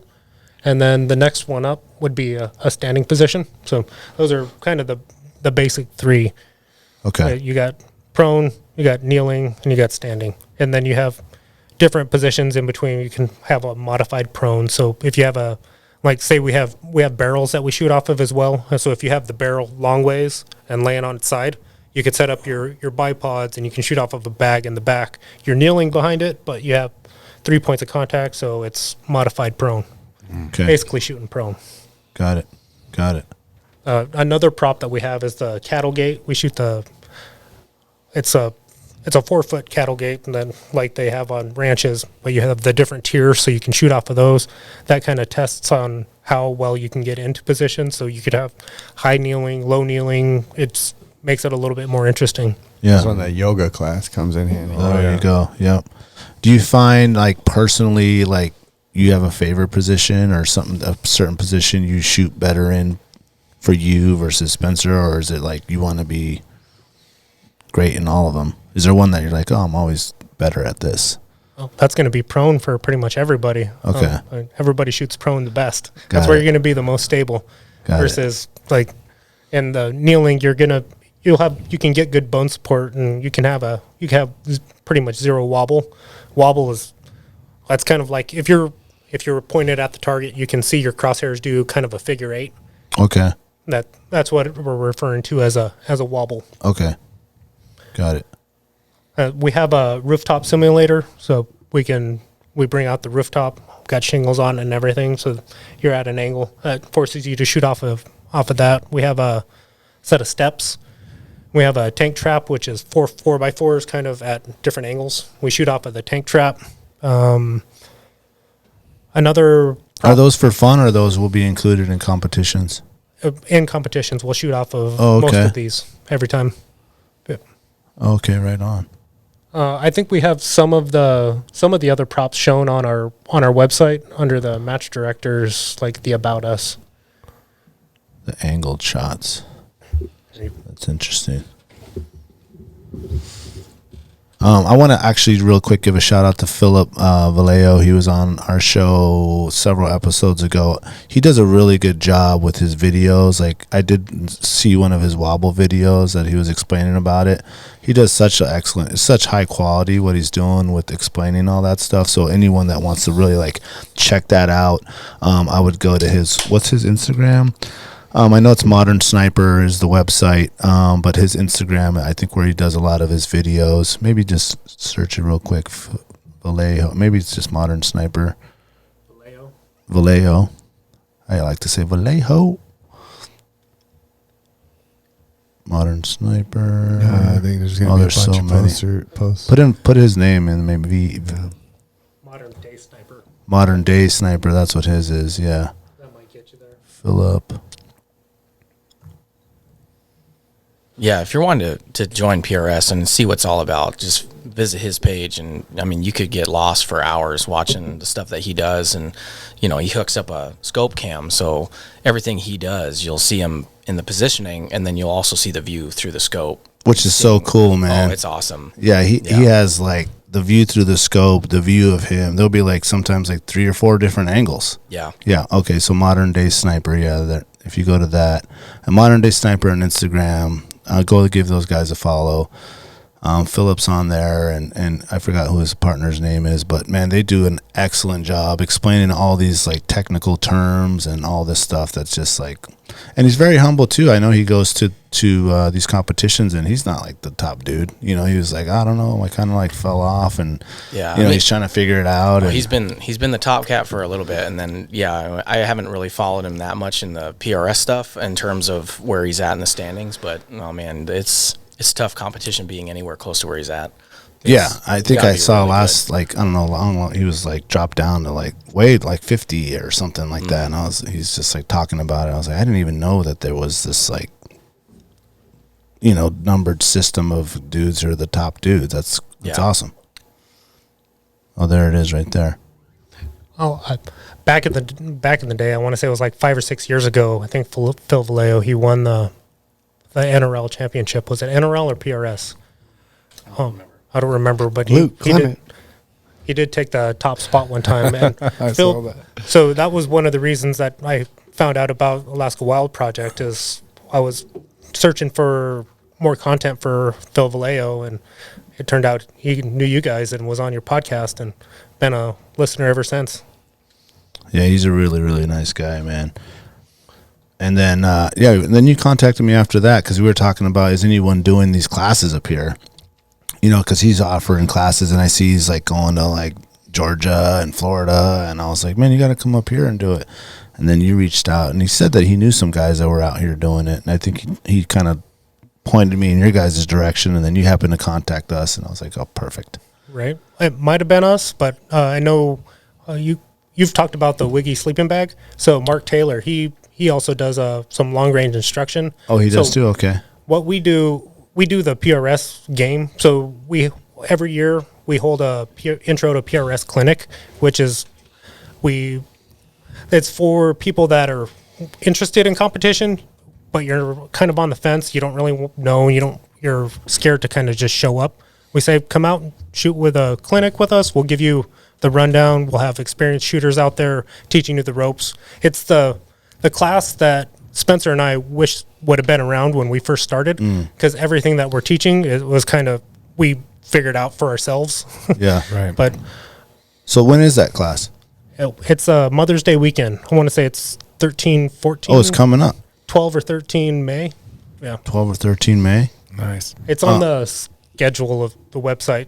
We have a link in there if you're interested and you want to go to the website and check it out. Website is LRS Long Range Shooters, so lrsalaska.com.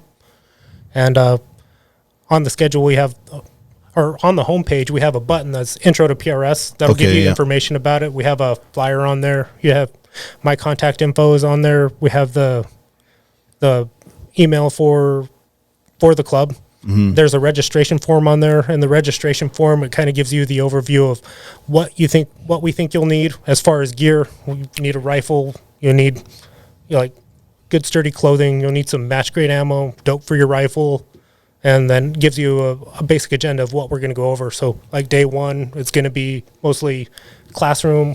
We'll have like maybe half hour, 45 minutes, give you an overview, talk about the safety, make sure that everybody's going to be safe.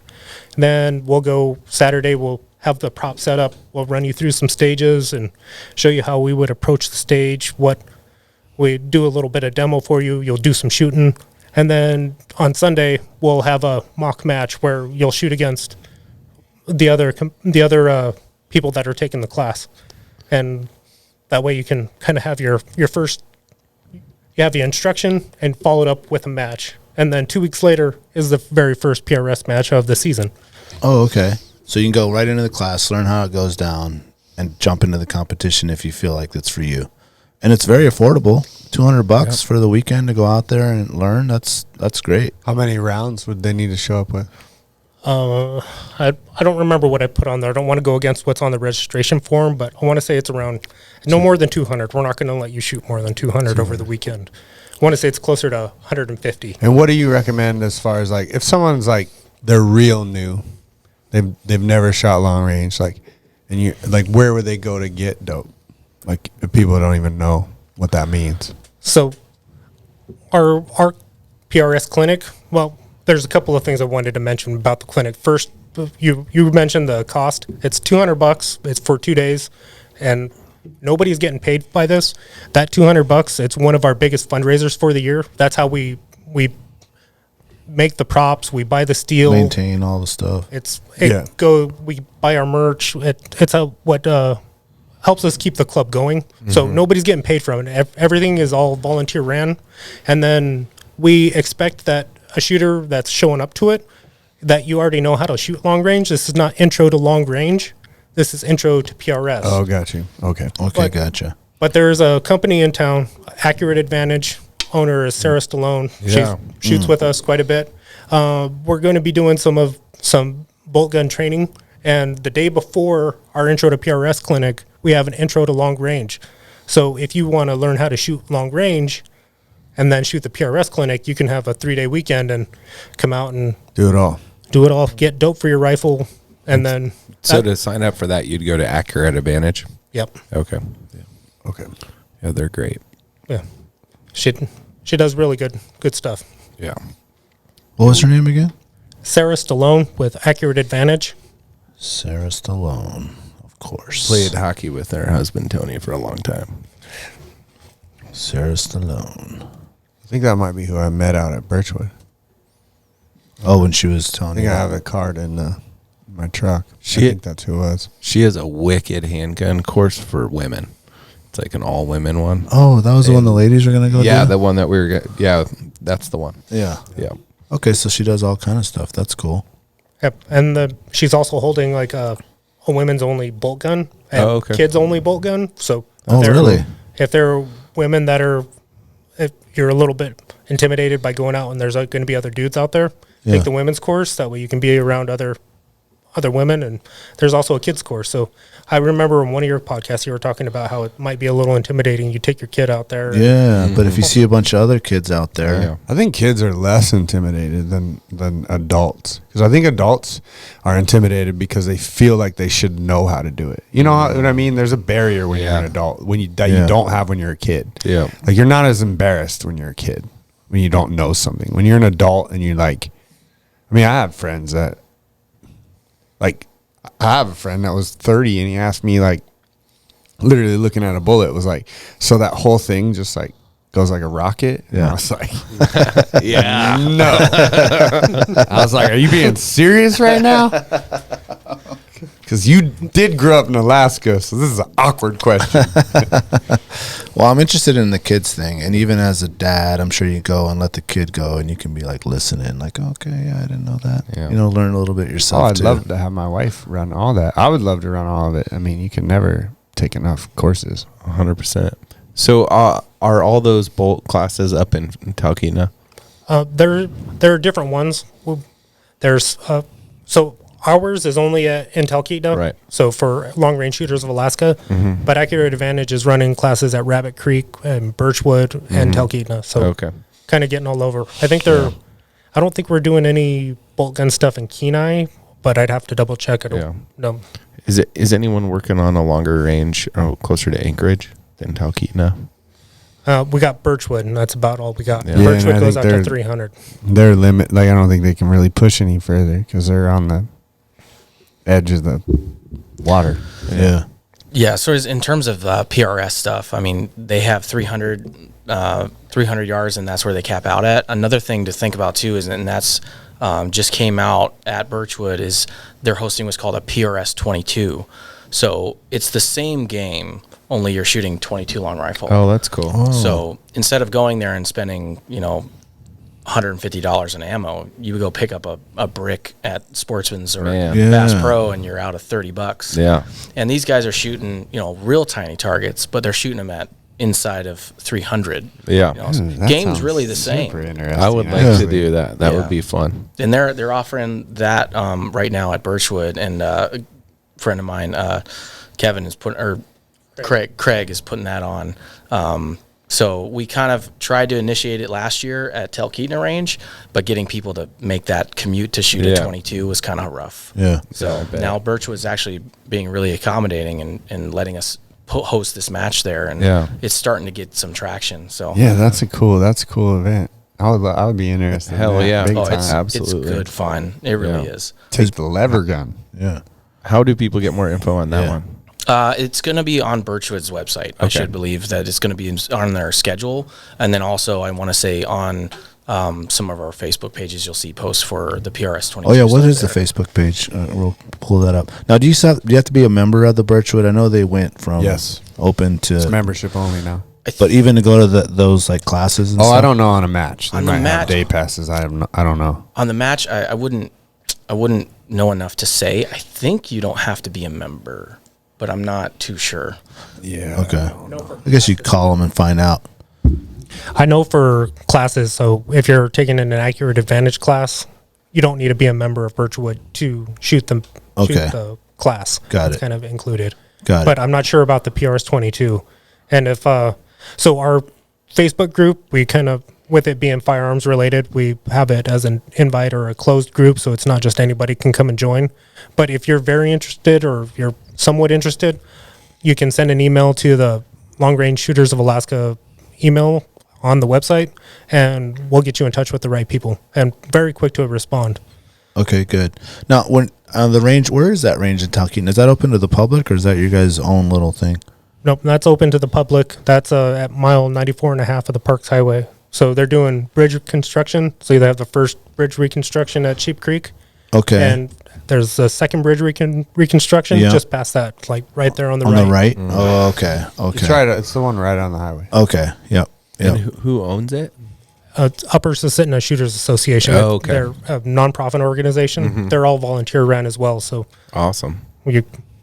all the ROs are nobody gets paid up there. Yeah, it is a thing of love, right? Like just passion, like people out there just trying to help each other out and not charge. And that's awesome. I love that. We charge so we can keep up steel and Maintain, right? and provide a good experience. That's what we're all about, is the community that PRS brings. I've met some of my best friends from PRS. It's a great community, and everybody is very open, very welcome. You ask somebody a question, they're jumping to answer it. You get 3 different answers. They might all be different. Yeah. But everybody's willing to help. Or if you need a piece of gear, guys are going to trip over each other just so you can use theirs. Yeah, that's great. You said earlier, one of you said shooting religiously, and I just wondered, like, how much is shooting religiously? Like, what does that mean? How many rounds? Yeah, like, what is there a number there?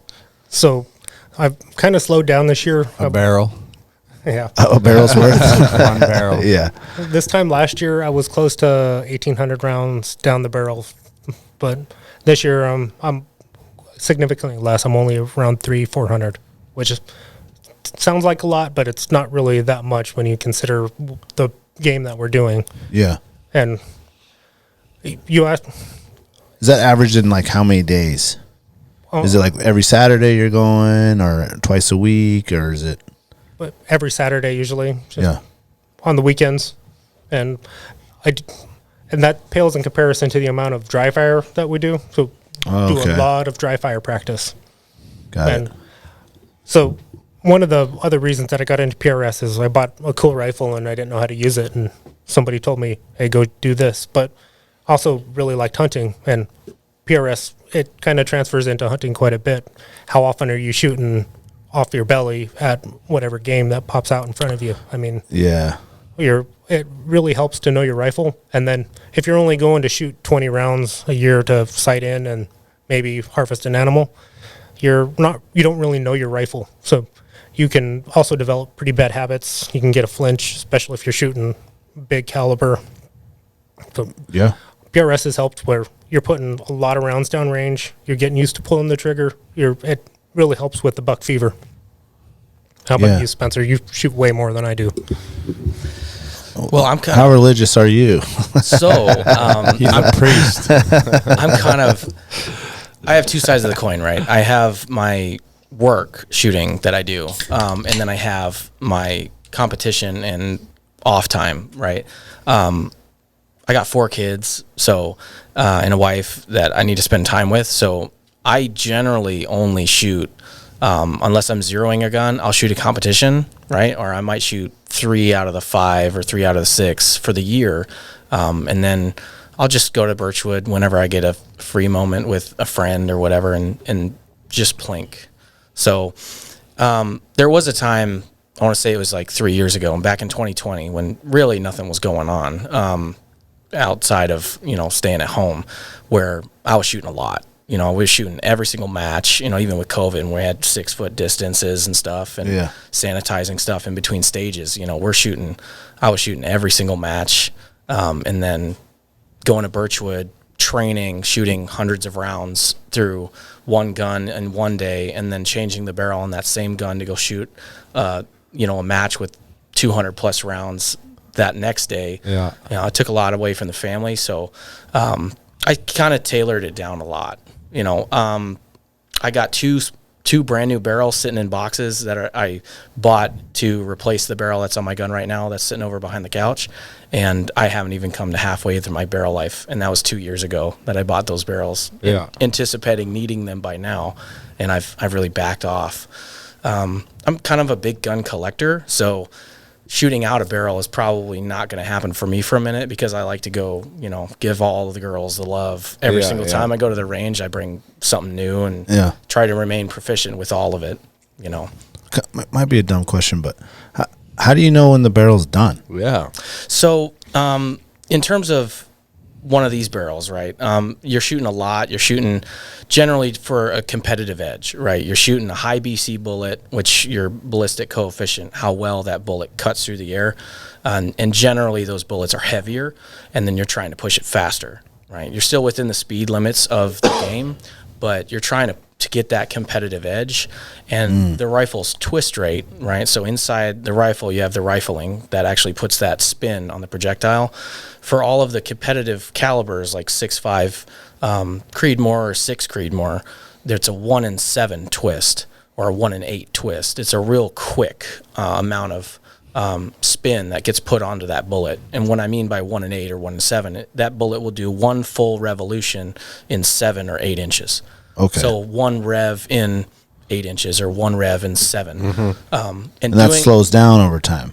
So ultimately what's going to slow down is it's going to eat away the rifling that comes, that's right next to the shoulder. Yeah, it wears down. You get fire cracking in the lands. And then when you see that, right, when you know a barrel's going out, you'll either watch your accuracy start to spread. So you'll have that nice, I can cover the group with a dime, and then now it's like, all right, now I can only cover it with a quarter. All right, now it's a silver dollar, right? All right, my grouping's expanding. Either that, or another thing that you notice is the speed will drop. So we shoot over a chronograph to get our dope, right? Data on previous engagement. That's the dope acronym. To be able to accurately know where my bullet's going to be inside of at a specific distance, I need to know how fast that bullet is leaving my barrel. So we shoot over a chronograph and plug that into a computer or an app or something like that, where then it'll plug in all the other data that we want to give it, caliber, BC, muzzle velocity, and then it'll tell us like, hey, at 858 yards, your bullet's going to be at 4.5 mils. Yeah. And then we know exactly where that bullet is going to match in its drop pattern. So we shoot over a chronograph for speed, and when you want to see a barrel go out, you're going to say, all right, traditionally I've been shooting at 2,900 feet per second. Well, now I'm at 2,750. Something majorly wrong happened somewhere. Right. And I haven't changed anything. We're all hand loading for all of our calibers. So when you haven't changed the load or the recipe at all, and you're drop 150 feet per second, you know something's up, and that's generally the barrel. It's like when you run out of goals in the hockey. Yeah, you wear those Time for a new sticks out, stick, baby. you know? You wear them out. Or retape it. Let's take a quick break, and we're going to come back with some trivia. No. How's your guys' trivia game? Well, we're going to find out. Yeah. Tailored Restoration, 24-hour emergency home services, helping Alaskans restore their dreams since 1972. Services include fire, water, mold, post-emergency cleaning, repair, and remodeling. Tailored has an emergency response number with trained professionals available to help you at any time, day or night. Give them a call in Anchorage, Eagle River, Mat-Su, or Fairbanks. Make an appointment today at tailoredrestorationalaska.com. Total Truck and Alaska Overlander, Alaska's premier supplier for custom automotive accessories and overlanding products, providing all-inclusive rental vehicles and trailers custom outfitted to explore the Alaskan backcountry with a unique and convenient traveling experience. At Total Truck, you can find brands such as ARE, RSI Smart Caps, Goose Gear, iCamper, Front Runner, Rigid Lights, Rhino Linings bed liners, and everything you need to outfit your truck or SUV. Alaska Overlander provides 4x4 vehicles and expedition trailers, custom modified for Alaskan adventures and outfitted with rooftop tents, fridges, and all the camping and cooking gear you need to start exploring. Visit them at alaskaoverlander.com.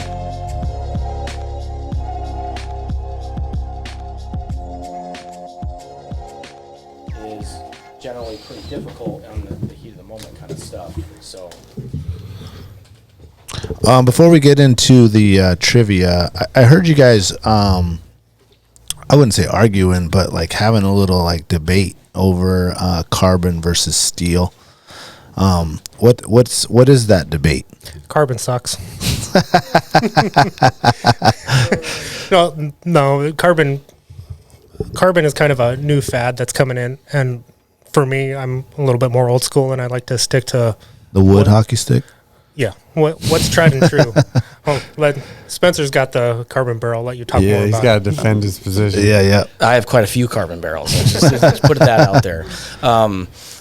From the testing that I've done and everything that I've seen, I'm sold. Like, I really enjoy it. I like a thicker profile barrel. That's always kind of been like what made a rifle sexy, right? A heavier profile barrel on there. Okay. For me, it's the stiffness that it provides for the barrel, and then the shaving of the weight. I mean, yeah. I knew there had to be some kind of weight thing difference. Big difference in profile or weight saving. So, if you were to have the same exact barrel in steel, you're probably going to gain 2 pounds, easily 2 pounds. So, okay. How many? You feel it's just as consistent, even with like a 5-shot group? Oh, absolutely. Yeah, I think it would. In my experience, I think it is the same, to be honest, as a heavier bull barrel, if not. In certain situations, not getting flyers. Yeah, in certain situations, depending on the atmosphere you're shooting in, right? If you were down in Texas and it was hot, right? Well, the carbon isn't going to get as hot as a steel barrel sitting in the sun, just an ambient temperature. Sure. Right. So, adding rounds through it then is going to make it worse, right? Make that barrel heat up hotter than it was, and I think the carbon fiber is going to definitely let it off gas some of that heat quicker, right? It's going to dissipate that heat out of the barrel faster than just a bare steel barrel would. If you talk to 100 guys, what would be the carbon versus steel ratio? You'd have to talk to 100 people that knew about this, or you'd have to talk to 100 people that were in kind of like the profession of shooting and the realm of what these guys have to offer. Now, there's a couple different companies out there now, and probably more than 6 or 7 companies providing carbon fiber barrels. What companies do that the best? I think Proof Research is probably the one that's top tier. They've been doing it the longest. Well, they've been doing it the longest, I believe. Yeah, by far. So. Is the rifling wearing faster though in those? I haven't noticed any difference in the rifling. Well, Kevin's got something to say here. That was just a burp. Oh, hello. All right. Okay, so he got scared and didn't want to defend the steel barrel. No, I haven't noticed anything in the rifling. And also, I mean, that's the steel within the barrel, right? That's, if they're using a high-grade steel, which, you know, they are, it's going to be, it's almost $1,000 for just a barrel, you know. Okay. Yeah, they're going to be using the same steel, right? Yeah, they're going to be using high-quality stuff. So, I from what I've seen, longevity-wise, I mean, these things are built like tanks. Yeah. They really are. What kind of steel are they using? Stainless, 416, I think. Yeah, it's going to be high-grade stuff. Yeah. You know, and there's different, you know, when you get into the steel barrels, right, there are different grades of steel that companies use to make a barrel, you know, harder, stiffer, or softer. And then the rifling inside, whether that be 5R, which is how many lands or grooves you have, and then different twist rates. And then Bartlein actually came out with their, was it Bartlein, that left-hand twist? The gain twist barrels, so they have those, and then they have the left-hand twist barrels. Well, and the way they're putting in the rifling too, like, right? So traditionally, bullets are going to spin right? So the when you gun goes off. Oh, they got the Japanese toilet one going. Yeah, so they where it goes the other way. Yeah, so they actually Australia. They have Australia too.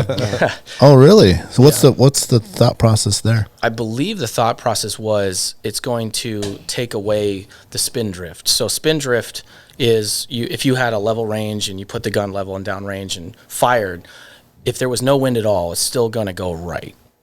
You know, because it's spinning and to the drifting. Right. Got it. So to eliminate some of that spin drift, they're going to throw it left. Well, wouldn't it just go left? Yeah. It does go left. So wouldn't it? So what? So which way does the Earth rotate? Because that'd be Coriolis, right? Oh man, we're gonna. So you'd be battling the Coriolis effect, depending on which way you're shooting. Yeah. South, east, west. Yeah, that's right. You'll have some of that. Yeah. So I mean, it's getting real complicated. Dude. You shoot north, you gotta go left hand twist. Shoot right. South, you gotta go right hand twist. This is a deep rabbit hole, dude. Way deeper than you think.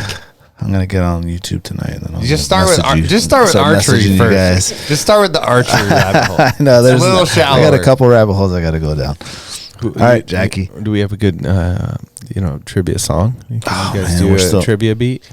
I figured you guys would still be playing "We Are the Champions." Oh, that's what we should have played. No shit. Yeah. I figured that was like in the locker room on repeat.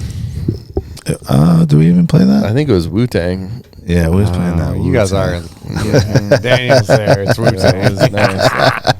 It felt good, man. I could have listened to anything. It could have been opera. Yeah, that was before the game. And then at the end, we ain't nothing to fuck with. Yeah, that's right. All right, go ahead, Jackie. So in 2002, a new world record long-range rifle record was set. So we're going to start over here because you guys probably know this answer. So you guys answer last. How many yards was it? Yards or meters? It says yards. Just checking. So it was an American? So the longest, repeat the question? So in 2022, a new world record for the longest rifle shot, long-range rifle shot was made. On a target or on a target? Human? It was on a target. Oh. Yeah, we're not talking about war. What kind of barrel, though? I need to know what kind of barrel it was. No. It was long. Okay, yeah, long. I'm gonna shoot, man. These guys are doing 1,000. I'm gonna say. I mean, I don't know. I'm gonna say. How many feet are in a mile? And we're doing in what? In yards? 261. 5280. 52. 1760. And you guys normally do 1,000 yards out there is the range. I'm gonna say 1,800. 1,800. I'm gonna say 4,400. 4,400. Whoa. Someone's off. Spencer? I think it was low five, so it was like 5,100 yards. Right. 51. Kev? I thought you were going to be pretty close with around 4,400 also. I thought it was like 2.5 miles. I know there was a new world record like sniper shot that was taken by the Canadians not too long ago. I think the Canadians hold like the top 5 of those. Okay. All right. So, a team of long-range shooter experts in Wyoming shot a shot that was 7,774 yards or 4.4 miles. They shot it with a 416 Barrett. Yeah. What did they shoot? How big was that target? A barn door. It didn't say. Yeah, it's like billboard size. I mean, if you were to compare it, it's probably the size of a Honda Civic.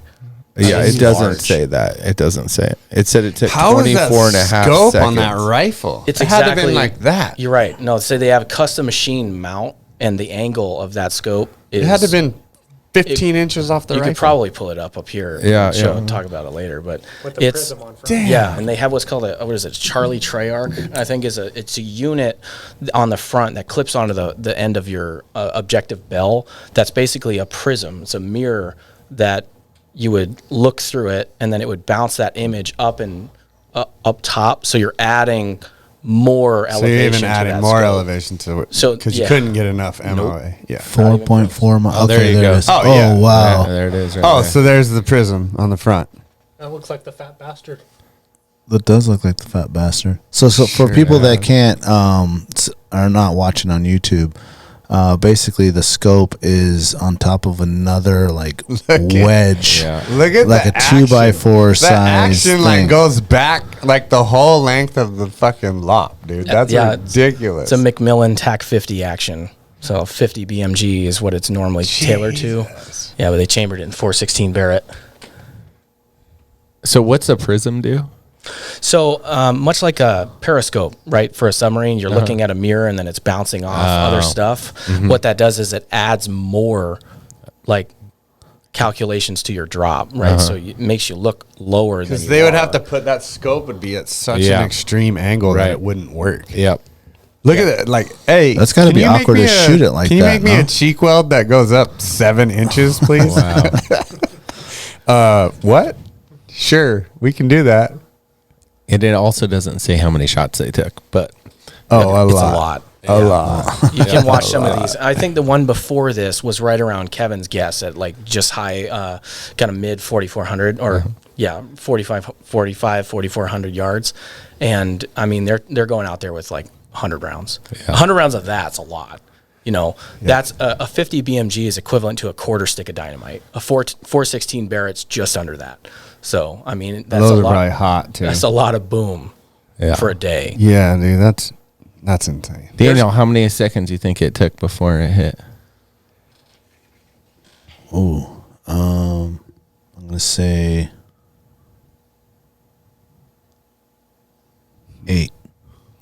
I'm gonna say like 35. 26.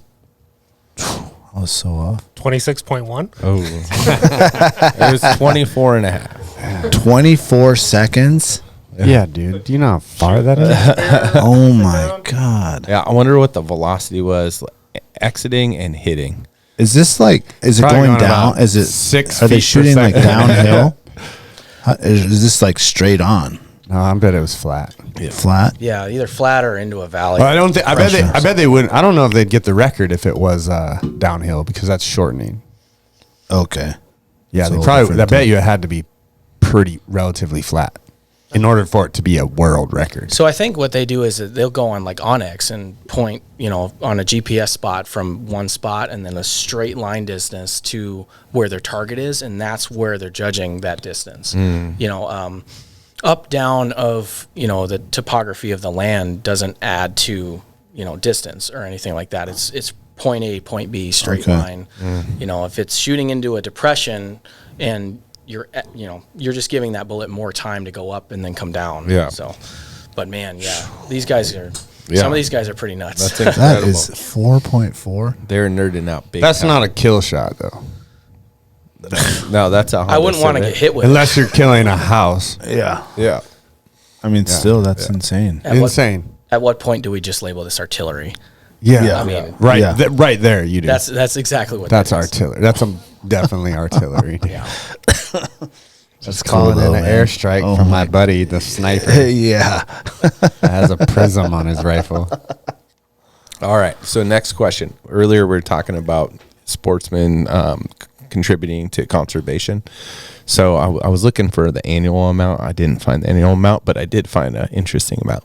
So how much have sportsmen contributed to conservation since 1937?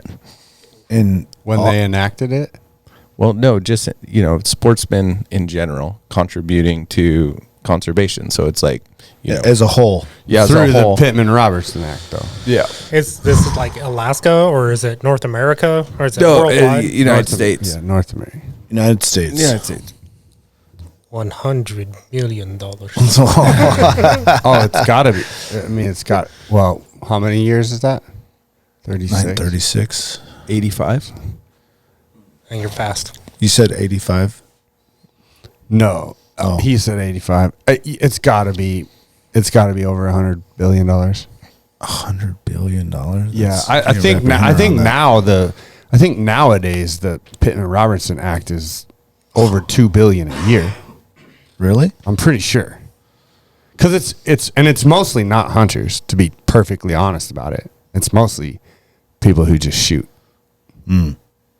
People want to get, like, hunters take the credit for it, and we're a big part of it, but these guys going out and shooting 100 rounds and are buying, like, hunters, like, the average hunter, right, goes out, like you said, shoots 20 rounds to zero his rifle, and then he goes hunting. That's not a lot of money spent.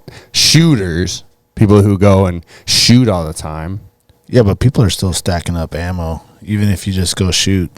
Yeah, I know, but it's. I was telling my wife. I think it's got to be over 100 billion. It has. 100? I'm going to say 87, to be exactly. You got to give an exact number. You can't say over 100. Well, I'm saying 100 billion. Then Okay, that's what I'm saying. 100. I'm going to say 87. I'm going to say $500 billion. Whoa. No pressure, Spencer. We'll go with 92 billion. Damn. It's 14 billion total. Wow. Yeah. Okay. 14 billion. Yeah. That can't be right. I think it's like 2 billion a year right now. Well, maybe it just started yeah. getting crazy. This is from the Fish and Wildlife Service. And when you said like contribute to conservation, like I'm curious as to exactly what's going in, what they're calculating. Well, I'm assuming it's just the Pittman-Robertson Act, Yeah, no, it's just the Pittman. which was enacted then. Yeah, It's not like And that comes out of what? Like that funding anything that has to do with firearms. or hunting. or hunting? hunting, So does that yeah. include backpacks? No. Targets. Targets? So anything that has to do with shooting. guns. The taking of game, yeah. So not transporting game, the taking of game. Bow and arrows, crossbows, Cases? guns. I don't know. I mean, I wouldn't know that. Beers. And then there's a fishing one too, and I don't know the name of the fishing It'd be one, at 500 trillion. Man, like that seems super low. That seems super low. Wow. Okay. I feel like that thing. I could have swore that I've heard Ranella talk about how that's like a couple billion a year. Wow. I mean, you think about it. How many firearms get sold a year? Now, how about what's the money? They got to have a distribution of where There that you money's go. going to. There you go, right there. They would also be unable to meet public demand for outdoor recreation or support hunter education. and Oh, the shooting wildlife programs. restoration. Since the trust inception of the Pittman-Robertson Act, more than $14 billion has passed through the Wildlife Restoration Act. So then we're all right because it's more than 14 billion. There you go. Fund. Yeah, because that's a restoration sanction of it. That's not conservation. Yeah, that's wildlife restoration. I don't know. Maybe that's That's not the way I read that. Huh. Yeah. It's kind of like antler Scroll with- down a little bit. How the program works. Does it say? Yeah, the Dingle Johnson is the fishing. And that was 1950.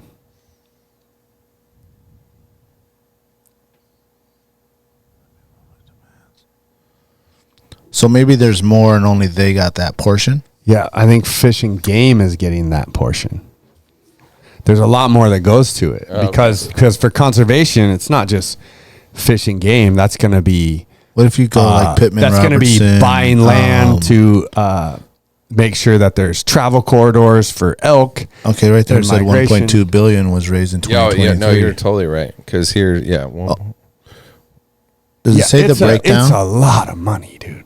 so that was how much It's gone directly to fishing to the fishing wildlife game. problem. Yeah. But there's like parks and rec, there's national parks, there's all that comes. Conservation is way more than just, Regardless, it's a lot of money. So Yeah. thank Yeah. all Yeah. you shooters, That's right. and all you hunters, all you hunters, all us and hunters. trappers, And hoarders, fishermen. preppers. Sweet. Don't forget the guys that ain't shot shit yet. Oh yeah, the preppers. Oh, yeah. They're waiting to shoot. Yeah, my boy Ron's got probably. I bet he has 1 million rounds at his house, guaranteed. That's actually a really But good he's a question. firearms what's- instructor. He shoots a lot. Like, how many you think you should have for each of your guns? I was like trying to explain to my wife the other day. in She's these like, times, I mean, right yeah, now, like today. Shit's Like, getting a little scary what do you right think now, you should bro. have? A lot. A lot. a lot, I don't think As much there's as you a can limit. fit. a lot. As much as you can more afford. than I have, and more than my wife will allow. I don't lot. even tell her. I just stack it. Yeah, I run out of chips, but we're not gonna run out of this. no. You're buying another When everyone piece else, of and when ammo. everyone else was buying, Yeah. when everyone was blowing out the toilet paper in COVID, I was buying ammo. yeah, and water I'm like, I filters. can wipe my ass in the shower. Yeah, I bought a water filter. That's a good one. Yeah, I was like, okay, you guys are gonna do that. I'm gonna buy these over here. How long till we're shooting lasers? Full, like, What's the range on a laser? This go full. What's the word So, I'm like- looking for? Not Star Trek, but Star Wars. Let's go Star Let's Wars. go Rifle railgun. kind of thing. I think railguns are cooler than lasers. The is Navy that? actually developed a railgun. Yeah. And What is I that? think they scrubbed the project. Magnet. So they use a magnetic track to accelerate a piece of metal and just have it go out of the barrel. No, you try to push two magnets together and they go. yeah, Yeah. but they've locked it to go. do that with a giant hockey puck. Oh yeah. Whoa. And they Shoot scrapped missiles it. out of the sky. So the Army, I believe, I don't know anything about this in terms of my military background, but I've seen it. I'm pretty sure the Army has already developed a laser that can, shoot out missiles, and just from the sky. It's literally just a laser beam that goes up and knocks them out. Grenades or anything like that. Any kind of thing in this little airspace. Maybe they're just engraving their name on it. U.S. Army was here. Yeah, they just did a contract with Things Remembered to get a giant laser engraver. Engrave your name in the stars. Yeah. I mean, how long until that's like, you know, you can go down to Walmart and get you a little laser 22. Well, if without regulation, not long at all. With regulation, hopefully a long time. When you have Elon Musk gathering 1,000 signatures from other dudes as smart as Elon Musk and begging the world to put a stop to AI. Yeah, that's crazy. Yeah. I'm pretty sure that someone, if you took away regulation, could build that laser tomorrow. Wow. Absolutely. So like a handheld laser rifle or anything like that, I think we might see it in our later years. You know, not anything soon, but there is some cool stuff coming out that's hit the market from military testing. It's now on the shelf, is plastic cased ammo. So instead of having brass as your casing, right, it's polymer. Oh, really? Mm-hmm. Yeah. What was that brand that was?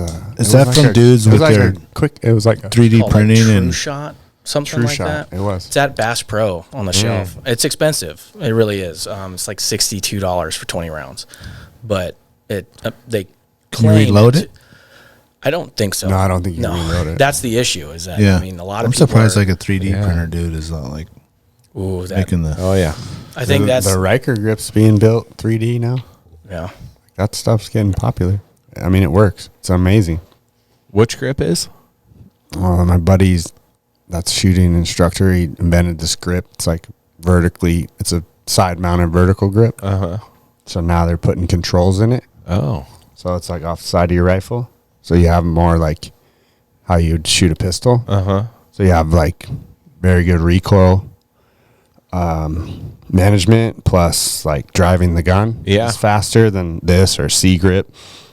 And then now like putting controls on it. So right now they're developing controls for I think the Marines are trying to do a trial right now to put canine controls on the grip plus like light laser is on there, so you're never having to move and then like push to talk communications, right? Like everything could be on it, right? But it started out like we started making those as in a mold that was super expensive to build. The mold was like $50,000 just to build a mold, and now they're being 3D printed. Yeah, just print them. Yeah. That makes me think about the electronic trigger. Like that, we heard a lot about that like 10 years ago. Man, what was that company's name? Trying to do the like Tracking Point stuff. Tracking Point. I think that's what you're talking about. Because instead of having to do the pull, you just have a button that you just push. That's not associated with like how easy is that? You know, just to push a button. Oh, so I know the system that it was a whole complete package that was pushed out, and it was a computer program within a scope, right? So you were looking at a computer screen, but it would portray crosshairs and downrange, but then you could select a target. So what you would do is you'd have a little D-pad on your rifle. Oh, I do remember that. You would hit enter on whatever you wanted to shoot, and it would hold like a little circle over the target you had selected, and then you take the rifle off safe, squeeze the trigger, and the trigger would break, but until your crosshairs were immediately over that circle, the gun wouldn't go off. And then as soon as it went over it, boom, it went off. Yeah. So it was pretty legit. I mean, I don't think that system's around anymore. No, but I remember when that was being created and they were using it, and you could watch the videos, and it was actually, I remember exactly. Kyle, sniper guy? Yes. Chris Kyle's wife used that system and outshot like a world-renowned sniper. Dang. With that system. Like they used her. Yeah, they had a shooting competition and she shot better than him. And yeah, it was you pull the trigger and then you're just moving, and when the crosshairs hit exactly, the gun goes off. Yeah. Damn. I remember that now. That was a crazy thing, but I don't think that company went anywhere. No. Well, because you can't. Most states won't allow it for hunting, right? You can't use electronics. So no, and I would like to think that the system back then, because that was what, 10, 12 years right ago. now it'd be ridiculous. I don't know how that a computer would know. Like now, maybe if you were to tag a target and then as the target's moving away, like the dot would follow it. Right. But here, I think in that was like stationary targets where you'd it would hold the dot over it, and as long as it's not moving, you're good. Those guys were showing it when they were demonstrating a lot. It was like predator hunting. Yeah. Like they were using a lot on coyotes and like moving coyotes, and then they just track it and the gun would go off. And they were accurate as hell. Wow. Yeah. But you're right. I don't think it went anywhere. No. I forgot all about that. You can actually find some of those guns on Gunbroker right now. And I mean, it's a whole tracking point system, and you can still buy them. Yeah, my buddy has that Burris Eliminator. Yeah. So that, that's been out for a minute. Yeah. And they've gotten really good. It's a scope where it's got a rangefinder in it. So you range find, you hold it on and you range find, and then it gives you dope. Okay. So you enter in some calculate. I mean, it's the same thing that that was another thing that we didn't cover. Like we covered guns, but like if you're going to do PRS, like you're going to need other stuff, and you guys didn't really cover that. Like sure. Yeah. Rangefinder. We keep throwing out the dope acronym, and one of the easiest things to do is go on the Apple Store or wherever you download an app and download a ballistic calculator and just mess around with it. Yeah. It's going to ask you, what was that? AB. Yeah, Applied Ballistics, Hornady 4 DOF is their app. I use the Hornady app mainly because I shoot Hornady bullets. So you can open the app, plug in your speed, your height over bore, your caliber, what bullet you're shooting, the ballistic coefficient, the weather that you think you'll be shooting in, and then the app is going to spit out exactly, what your bullet's going to do at said yardage. Yeah. So in Talkeetna is relatively easy because it's a square range, really doesn't change that much. We might have a little bit of right to left or left to right wind down past 700. But generally, it's the same time. It's the same range every time, so you're really used to seeing the same exact thing. But you can dial your dope in perfectly. So you know your rifle. At 700, I know my dope's going to be this. But then you might go out hunting, and it's cold, all right, and I'm at higher elevation, and it's rainy. The humidity's more, so you got to plug that into the app. And if you plug in good info, it'll give you good info out. Yeah. So if you're consistently editing your environment they're shooting in, it's going to give you accurate drop. So, Or you can just spend more money, and then you can get a rangefinder that does all that for you also, and then Bluetooth to your phone, and it gives you all that. Right on. You have one of those, don't you, Kevin? You have a Kestrel that ties in? So I've got a Kestrel. I don't have the Link version of it, but I do have range finding binoculars with applied ballistics on board, so I could laze an animal and it'll pop up my dope. And it's giving you like barometric pressure, temperature, altitude. Oh, it takes that into account, but it doesn't put it up in the heads up display. Yeah, no, but in the ballistic, it's working that in the ballistics and like angle compensation, all that. This angle is a big one. So using that system, I've got a first round impact in competition at 1,300 yards. So you won't need any of that for shooting PRS with us. Everything is all known distance. Well, when we go out and set up the match, we'll have ranges for everything. Oh, yeah. So you don't need any yet. Okay. Yeah. So it's great if you want it. So you just need to know the dope of your rifle and show up. Really, all you really need to know is what bullet you're shooting and how fast it's going. And if you show up, we can figure out the rest. Yeah. Have a ballistics calculator, what bullet you're shooting. Make sure it's the same one. So, sure. And then how fast it's going. And if you don't know how fast it's going, show up a little early. We'll put a chrono on it, and we'll figure out how fast it's going. Slightly on topic, but slightly different angle. Those like lasers, kind of on the laser thing. I mean, there's many times you go on a trip and you're on this 4-wheeler and who knows, a thing flipped over or something and you bump the gun. How good are those like laser things that you put in the barrel to make sure your thing is that you're still on, that it's still on? Is that questionable? Okay, yeah, I thought so. I've never used one. I'll just take the bolt out and look down the barrel. That's the same thing, but different. But okay, that's how I go manual. If I put a new scope on, that's how I zero. I don't worry about going to 25, 50, blah, blah, blah. Put my target out at 100. I'll set it up on the bench. I'll look through the barrel. Oh, I can see it right there. And then I'll line up the crosshairs, and usually you're on paper every time. So I don't, as far as the laser thing, never tried it. Wouldn't know. Okay. I just wondered that because, I mean, let's say you're going on a sheep hunt and you done hike in, 20 miles and you bumped your thing, and you're not going to practice. You're not going to go out there and make sure it's on. Don't bump your shit. Well, that's not the plan. No, that laser bore sight's not going to help you. No. Okay. I mean, when you're talking about potentially taking an animal at like 300, 400, at somewhere around that range, it's a little far, but not far out of everyone's like realm of pretty sure I can hit it. A pretty solid bump could send you off a little bit, but ultimately, if it were me, what I would check is make sure that if you have exposed turrets on your scope, that you didn't bump those. So if you're still zeroed and your scope says you're at 0, then that's a comfort for me. Yeah. Another thing that I do, and you can see it on my rifle, is I have a paint pen and I index every single screw. Every single screw has a mark on the screw. Okay, so you know if it's off a little bit. If it's backed off in any way and that mount has come loose, I know. I can see, like, hey, lines aren't matching up, something got loose. Yeah. So those bore sighters, we like them, but we use them when you do have a bump to make sure that it didn't get bumped real far. Okay. And in the field, you can actually like walk out, 100 yards or whatever is 50 yards with that little, sign, and it has like the, how far you are and where it should be. Feel like a grid. Yeah, it's like a grid, and you can go set that up, and then that you didn't like really fuck it up. Yeah.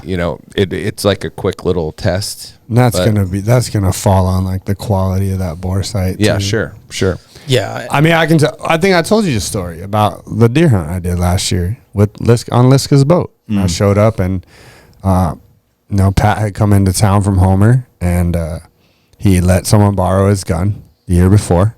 He hadn't shot it since.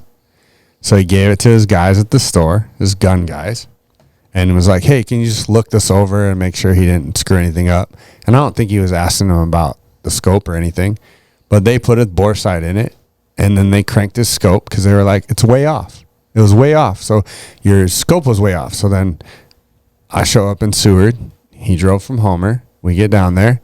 We're at the boat, and he's like, man, my gun's not sighted in. Like the guys, he tells me the story about the guys, and I'm like, Liska is like, where can we shoot here in Seward? So we go lay out. I put out a target at 50 yards. Not on paper. That's a bad feeling. So I'm like, I let him shoot like 3 times. He's like, bro, I'm not good at this. Like, if you just want to take over. So I did what you do. That's how I do. I never use the laser. So I pull the bolt out, look down. I get him on paper. They had his scope way off. So, and that was with his gun guys at the store. Yeah. That he trusted. And I was like, he's like, man, I'm never going to trust. I was like, well, I don't think it has to do with them. Like, the bore sight, like, it's made in China. You can buy it on Amazon, man. Like, what's the quality control on that? Like, who knows where that thing's at? So, like, I get what you're saying. Like, if you're in camp and you want to, like, see if you're close, and if you're taking 100-yard shots, you'll probably be fine on a moose. Yeah. But I'm definitely not doing that on, like, we don't sheep. adjust it on the bore you're just sight. checking. Yeah, You're we just know checking. that it works, Yeah. Like if I have one of these rifles, right, and I'm zeroing at the range, and I know that center crosshair is where the bullet's going, if you want to keep a bore sight with you, keep it and then put it in the barrel and then see where your crosshairs are. Because it's not, I can almost guarantee it's not going to be in the middle of the crosshair. Yeah. It's going to be somewhere around it. Yeah.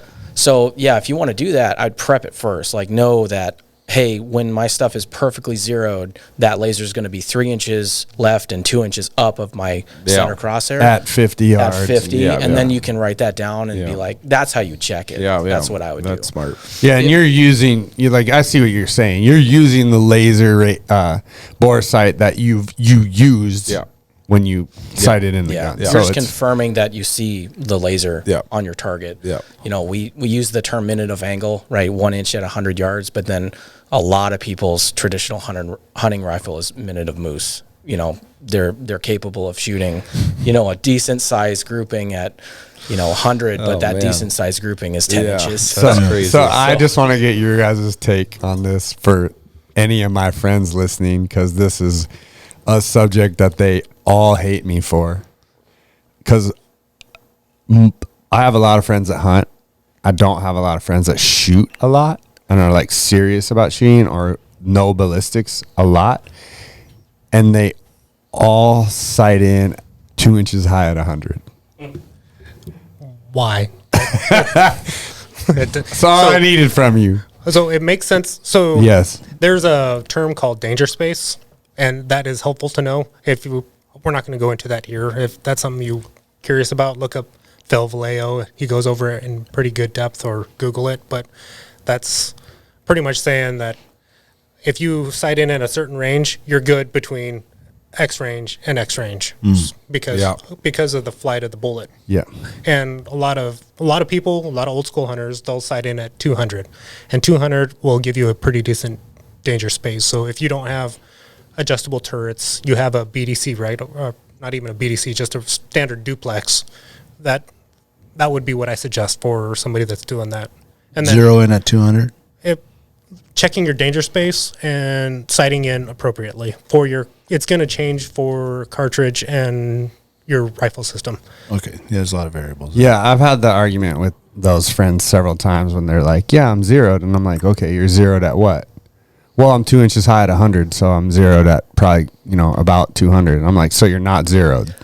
Well, what you're telling me. Yeah. I mean, exactly to the point of what Kevin was saying is that, old school hunters, right, where they're not, like a shot at 400 is out of the realm of, they're not even going to attempt, right? Where if you have that 100-yard range and you don't have a 200-yard range, if you're 2 inches high at 100, you're in the ballpark of being dead nuts at 2. So that if you have an animal walk in at you at 100, you know that you aim a little low, right? Because you're 2 inches high of your center. And then at 200, you aim dead nuts. And at 300, you aim like top of the back. Yeah. And that's just a quick thing that it's one less thing that they have to think about when they see an animal. And you're like 300 high, 100 low. And then they don't have to touch anything on the gun. Yeah. Now, if you're rocking a rig where you have a reticle that's useful, right? We call them a Christmas tree, where you see your drop and it actually gives you like a grid, right? Use the grid and zero at 100 and just use the grid, learn it. Whereas if you're rocking, your grandfather's duplex and there's just crosshairs and nothing that usable in there, that 2 inches high at 100 is not bad. So you guys zero at 100? Absolutely, yeah. What's the longest shot you've taken an animal with? So, me personally, animals, me moving to Alaska is kind of like my introduction to large game hunting. Like I said, I've been a lot before, but I never really had anyone to take me when I was older in the military. And even before then, it was just a lot of failed attempts. And I don't say failed, like it was still a good experience going out there. But the what about farthest, comfort? What about comfort level? Well, shooting PRS has made my comfort level a lot more, even though the farthest shot I've taken on large game was my caribou at 184 yards. And none of the bullet drop really came into effect. I was shooting a 300 Win Mag. So I just aimed, like an inch high of where I wanted to hit. Yeah. And, but my comfort level has risen to a pretty good distance at game. I would feel comfortable taking a shot, depending on the conditions, at probably 800 and in. Whoa. Kevin? Depends on what it is. What's your comfort? What do you think? So, what's that sheep going to go down at this year? Well, if need be. In any condition, pretty much, I'm good with 400 and in. I'm not as comfortable as Spencer is. Ideal conditions, I'm very comfortable at 600 and in. And if it's a wolf, I'm going to take the shot and hope for the best. Yeah. But my longest shot I've taken at a game animal is 156 yards. I took my goat at that. That's I mean, critters, they pop out whatever range they pop out at. Yeah. But there was an incident. So moose hunting last year, I did have a legal bull pop out at 670 yards. I didn't have my rifle. If I would have had my rifle, I had good conditions. It was a good quartering away shot. I would have been very comfortable taking that. But with a borrowed rifle, I let them walk. Well, it seems like that. I mean, definitely it's a comfort level with every single person. But I know that there was like, because Phil, when he got his elk last year at whatever it was, I think it was like 6 something, there was a lot of like, there's blowback from the average guy. That's like, I would never shoot past, 300 or whatever. Community eating itself. Yeah. I think a lot of that, though, is like ethics stuff that people are brought up with. And so they just see it a different way. It's like you talk to the trad archery guys, like I want to win in their space, and I get it, point. And at least when I talk to those guys, they're not going on the internet and talking trash. But I mean, it's something personal to them that they feel like they need to win in that space. I don't think it has anything to do with, No, but trash. in gun, there's a lot of blowback on long range hunting with gun guys saying that it's unethical, and you think they just don't know? No, I just think that we're in a culture right now where everyone wants to just be on a team, and their team is the best team, and so if they don't understand that someone shoots that all the time, and if someone is capable at 600 yards, as capable as you are, like my take on it is, I like to go by whatever's allowed by Fish and Game. I'm okay with. Yeah. So if you're allowed to shoot someone with a crossbow, I'm okay with it.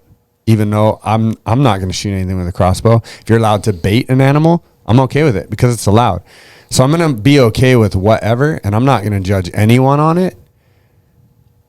But I know a lot of hunters who shoot their gun 3 bullets to 0 it every year, and then they go hunting. That's it. And those are a lot of the people who are going to talk shit about someone taking a 600-yard shot, when the guy taking the 600-yard shot shoots 600-yard shots way more than they shoot 100-yard shots. Yeah. And so, like, where you hope they do. So you would hope they do. And if they're successful at it, they probably do. Yeah, that's right. Or they just got real lucky, because your misses at those type of ranges are not, it's not like you're going to, I was going for a lung shot and I shot in the elbow. The misses are going to be pretty significant. Yeah, totally. Usually someone could get lucky for sure. I don't want to judge that. You get a lot of people that have envy of it too. You're like, okay, 100%. I shoot 20 rounds a year. I buy a $20,000 rifle. It's capable of shooting 1,400 yards. I should be able to do that. Sure. No, you can't do that. Your rifle can, but you can't. Yeah. Go out, take a class, learn how to shoot long range, and get some reps behind the rifle. Then yes, you can. And I think that is the reason why there is so much blowback on it, because there is a lot of people who aren't. My buddy, that's a firearms instructor, the first thing he tells everyone after the exact speech that you give about the 4 rules of a gun, like, don't ever point that thing at anything you don't intend to kill or destroy, and finger off the trigger, to all that. He goes right into that you will never ever in your life rise to the occasion. You will always fall to the level of your training, and that's a fact. So if you don't train it, I mean, and that goes into, I mean, there's a lot of arguments for the anti-gun people that are legitimate arguments. Like, when people are like for instance, Florida just legalized that you don't need a license to carry concealed. Yeah. And there's called, I just saw the map of that. It's growing. There's like 28 states or something, 26. Yeah, but what's the word? Constitutional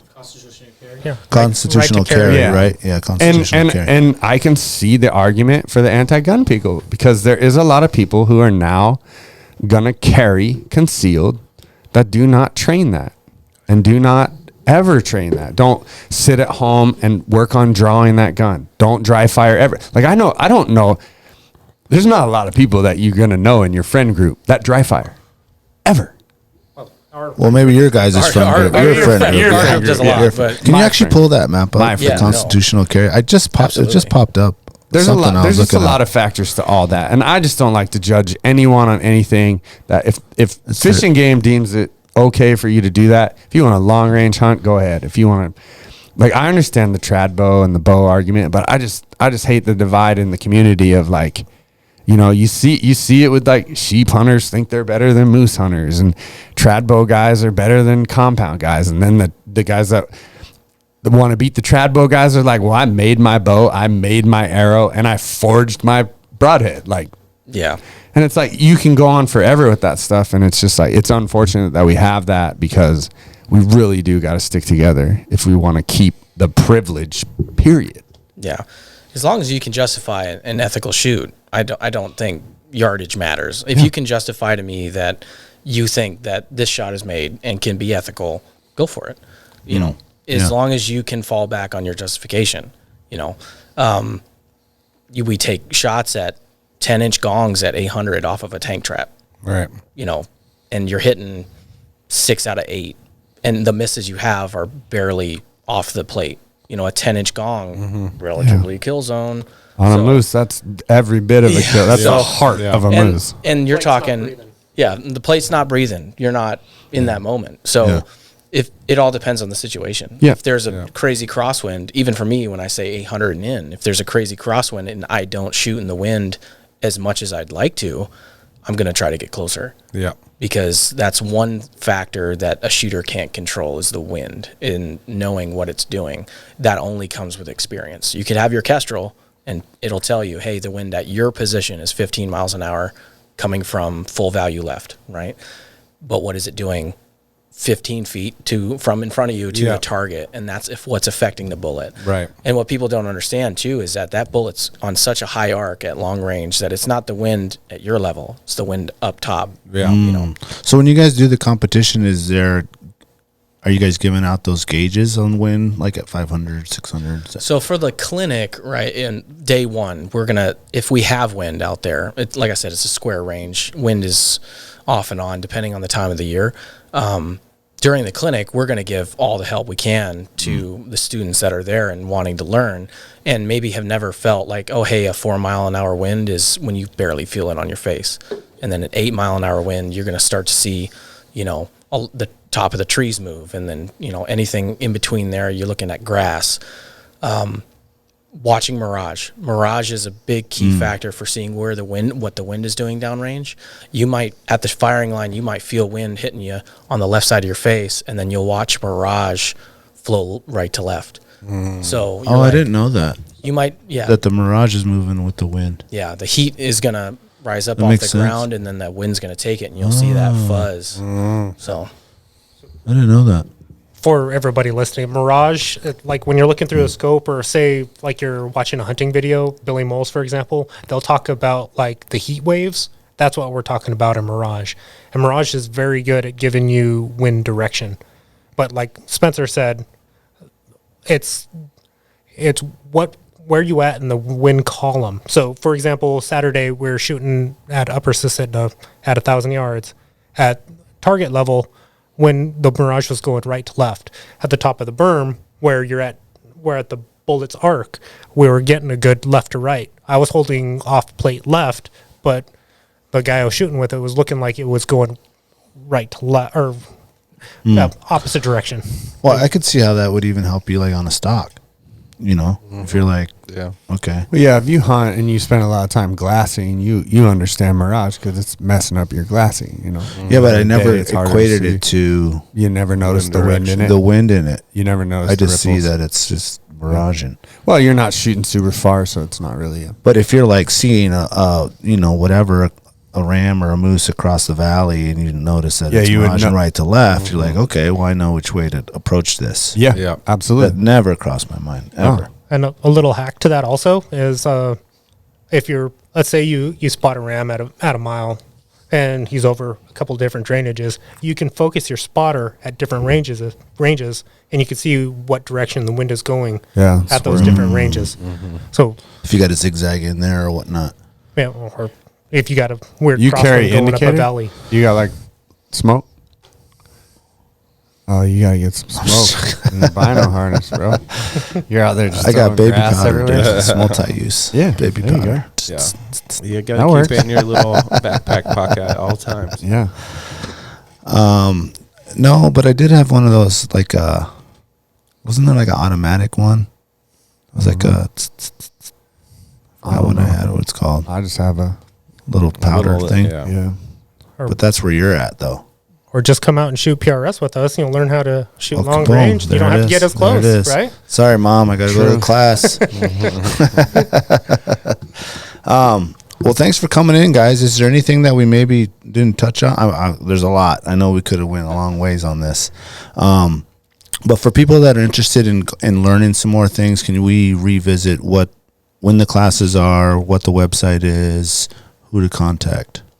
So, yeah, the best place to find out about us is our website, Long Range Shooters of Alaska, lrsalaska.com. So, longrangeshootersalaska.com.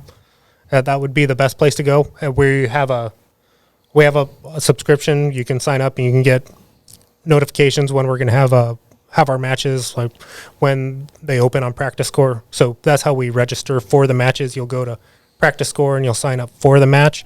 Like right now, just on this past Saturday, our May match, May 20th, the registration is open for that one. Our clinic is I never remember. I want to say it's 12, 13. Pull it up real quick? Yeah, it was the 12th. Yeah, it was, I think, the 12th and the 13th. Now, what if they miss that date? You know, they don't want to, like, skip out on Mom that weekend. Is there a way to maybe get a hold of you guys and do some kind of private thing or a small group thing? Yeah, reach out. We're always willing to, if you want to go to Birchwood and we can go shoot together, whatever. I mean, that's always a possibility. Okay. Yeah, so another thing that we have for people that might not, if they missed the clinic, great, Mother's Day, we've all been there. If you're wanting to see how everything's working and see if this is for you, just show up and watch. I mean, that's a big tool that people can use, right? And if you want to show up and just see what we're about, and I mean, there's so many nice people there. I mean, everybody there is to help you. And if somebody's there who's interested, I mean, man, I bring 3 rifles. So if somebody's super interested and wants to see what the sport is and wants to try a rifle, like my favorite part of shooting is letting other people shoot the rifles that I build. Yeah. So obviously I'm not going to give you 100 rounds and say, go for it, but yeah, absolutely. Come out and put 10, 20 rounds through a rifle, and maybe you've never shot past 100 yards. We'll ring steel at 1,000. I mean, I've put people on my rifle that have never shot past 50 yards, and they've made first-round impacts all the way out to 1,000 walking it out. Wow. Yeah. Wow. That's very awesome. Gracious of you guys. And I mean, people listening, man, give these guys a shout-out. The Instagram, if you want to maybe get direct contact to Kevin and Spencer, it's one Garcia what? At one Garcia what? The number 1 Garcia WHAT, and then Spencer is at Red Hat _ long range. And once again, the website is LRS Long Range Shooters LRS Alaska.com. Got it. Yep. Thanks for coming out and sharing your passion with us, guys. Yeah, it's awesome. So fucking cool. Yeah, thanks for having us. And kind of on a closing note, so if any of your listeners go and sign up for the match or for the clinic, and they say that they heard about us on the podcast, well, we're going to select one of those people, and their fees will be covered. So free clinic. Oh, right on. Awesome. And if you're interested and you don't really have any of the components or anything, well, we have a rifle that we're willing to let somebody use. It's going to be one of Spencer's rifles. Yeah. And you pay for the ammo, and you can come out and shoot the clinic. You can see what it's all about. That's so cool. That's awesome. Spencer is a nice dude. Yeah. Because my wife don't shoot my rifle. Oh, that's awesome. Well, thanks again, guys, Spencer and Kevin, for coming out. Chad, Jack, thank you guys. Appreciate all the knowledge you came out with. There was a lot of acronyms.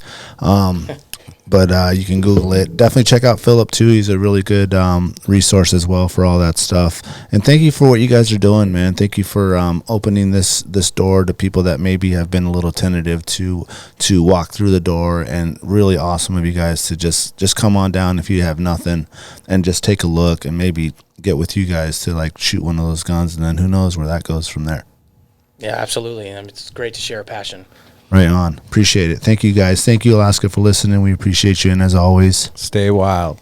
You remember my speaking to you of what I call your overcautiousness. Are you not overcautious when you assume that you cannot do what the enemy is constantly doing? The Alaska Wild Project podcast is brought to you by the following sponsors. Barney's Sports Chalet, supplying hunters with the best hand-selected gear since 1963.